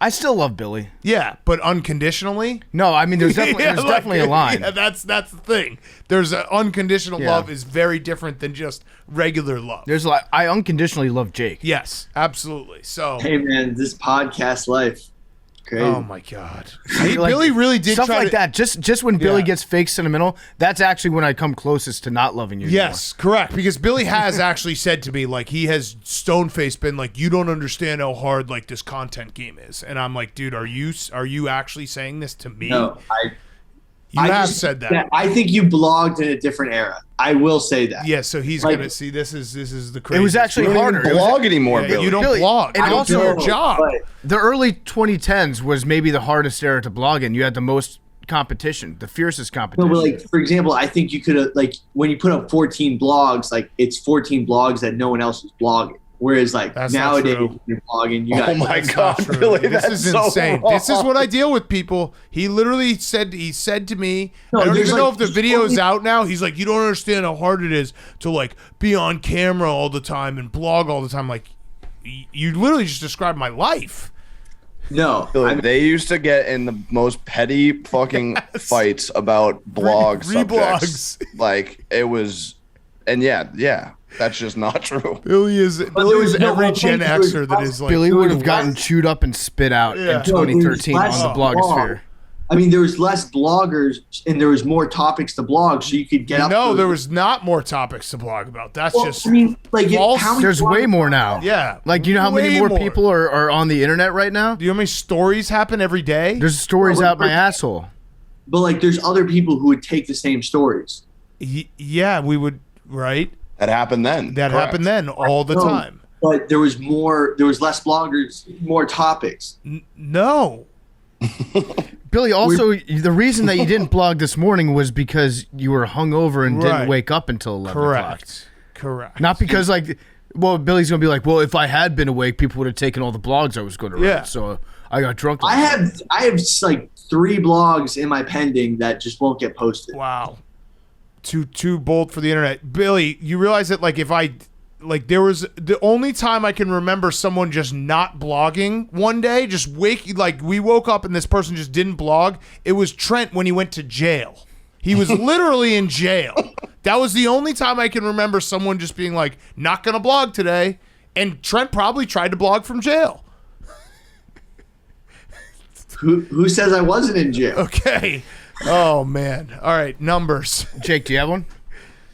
A number? Oh, you already did You your just Fyre Fyre Yeah, Fest yeah. that picture. Yeah. Yeah, sorry. Yeah, dude, you look fat. Look quick. God, the problem is right now he's in that like goofy hungover phase where he thinks everything's funny. Yeah. And it's yeah. Billy's about to have some really bad tweets this afternoon. Yeah. I can tell some bad tweets. And then he's gonna are lurking regret in it that brain. tomorrow, and he's gonna be like, "My dad's bad mad at tweet? me. You guys made me tweet. My It's dad's ba- mad at me." It's basically the weekend, Big Cat. It was Wednesday night last night. How was your Saturday, Billy? I was All at right, Belmont. 26. What's your number, Hank? 18. Memes got 3. 25. 25. Bubba 6. 6. I'm gonna go 2. 2. 69.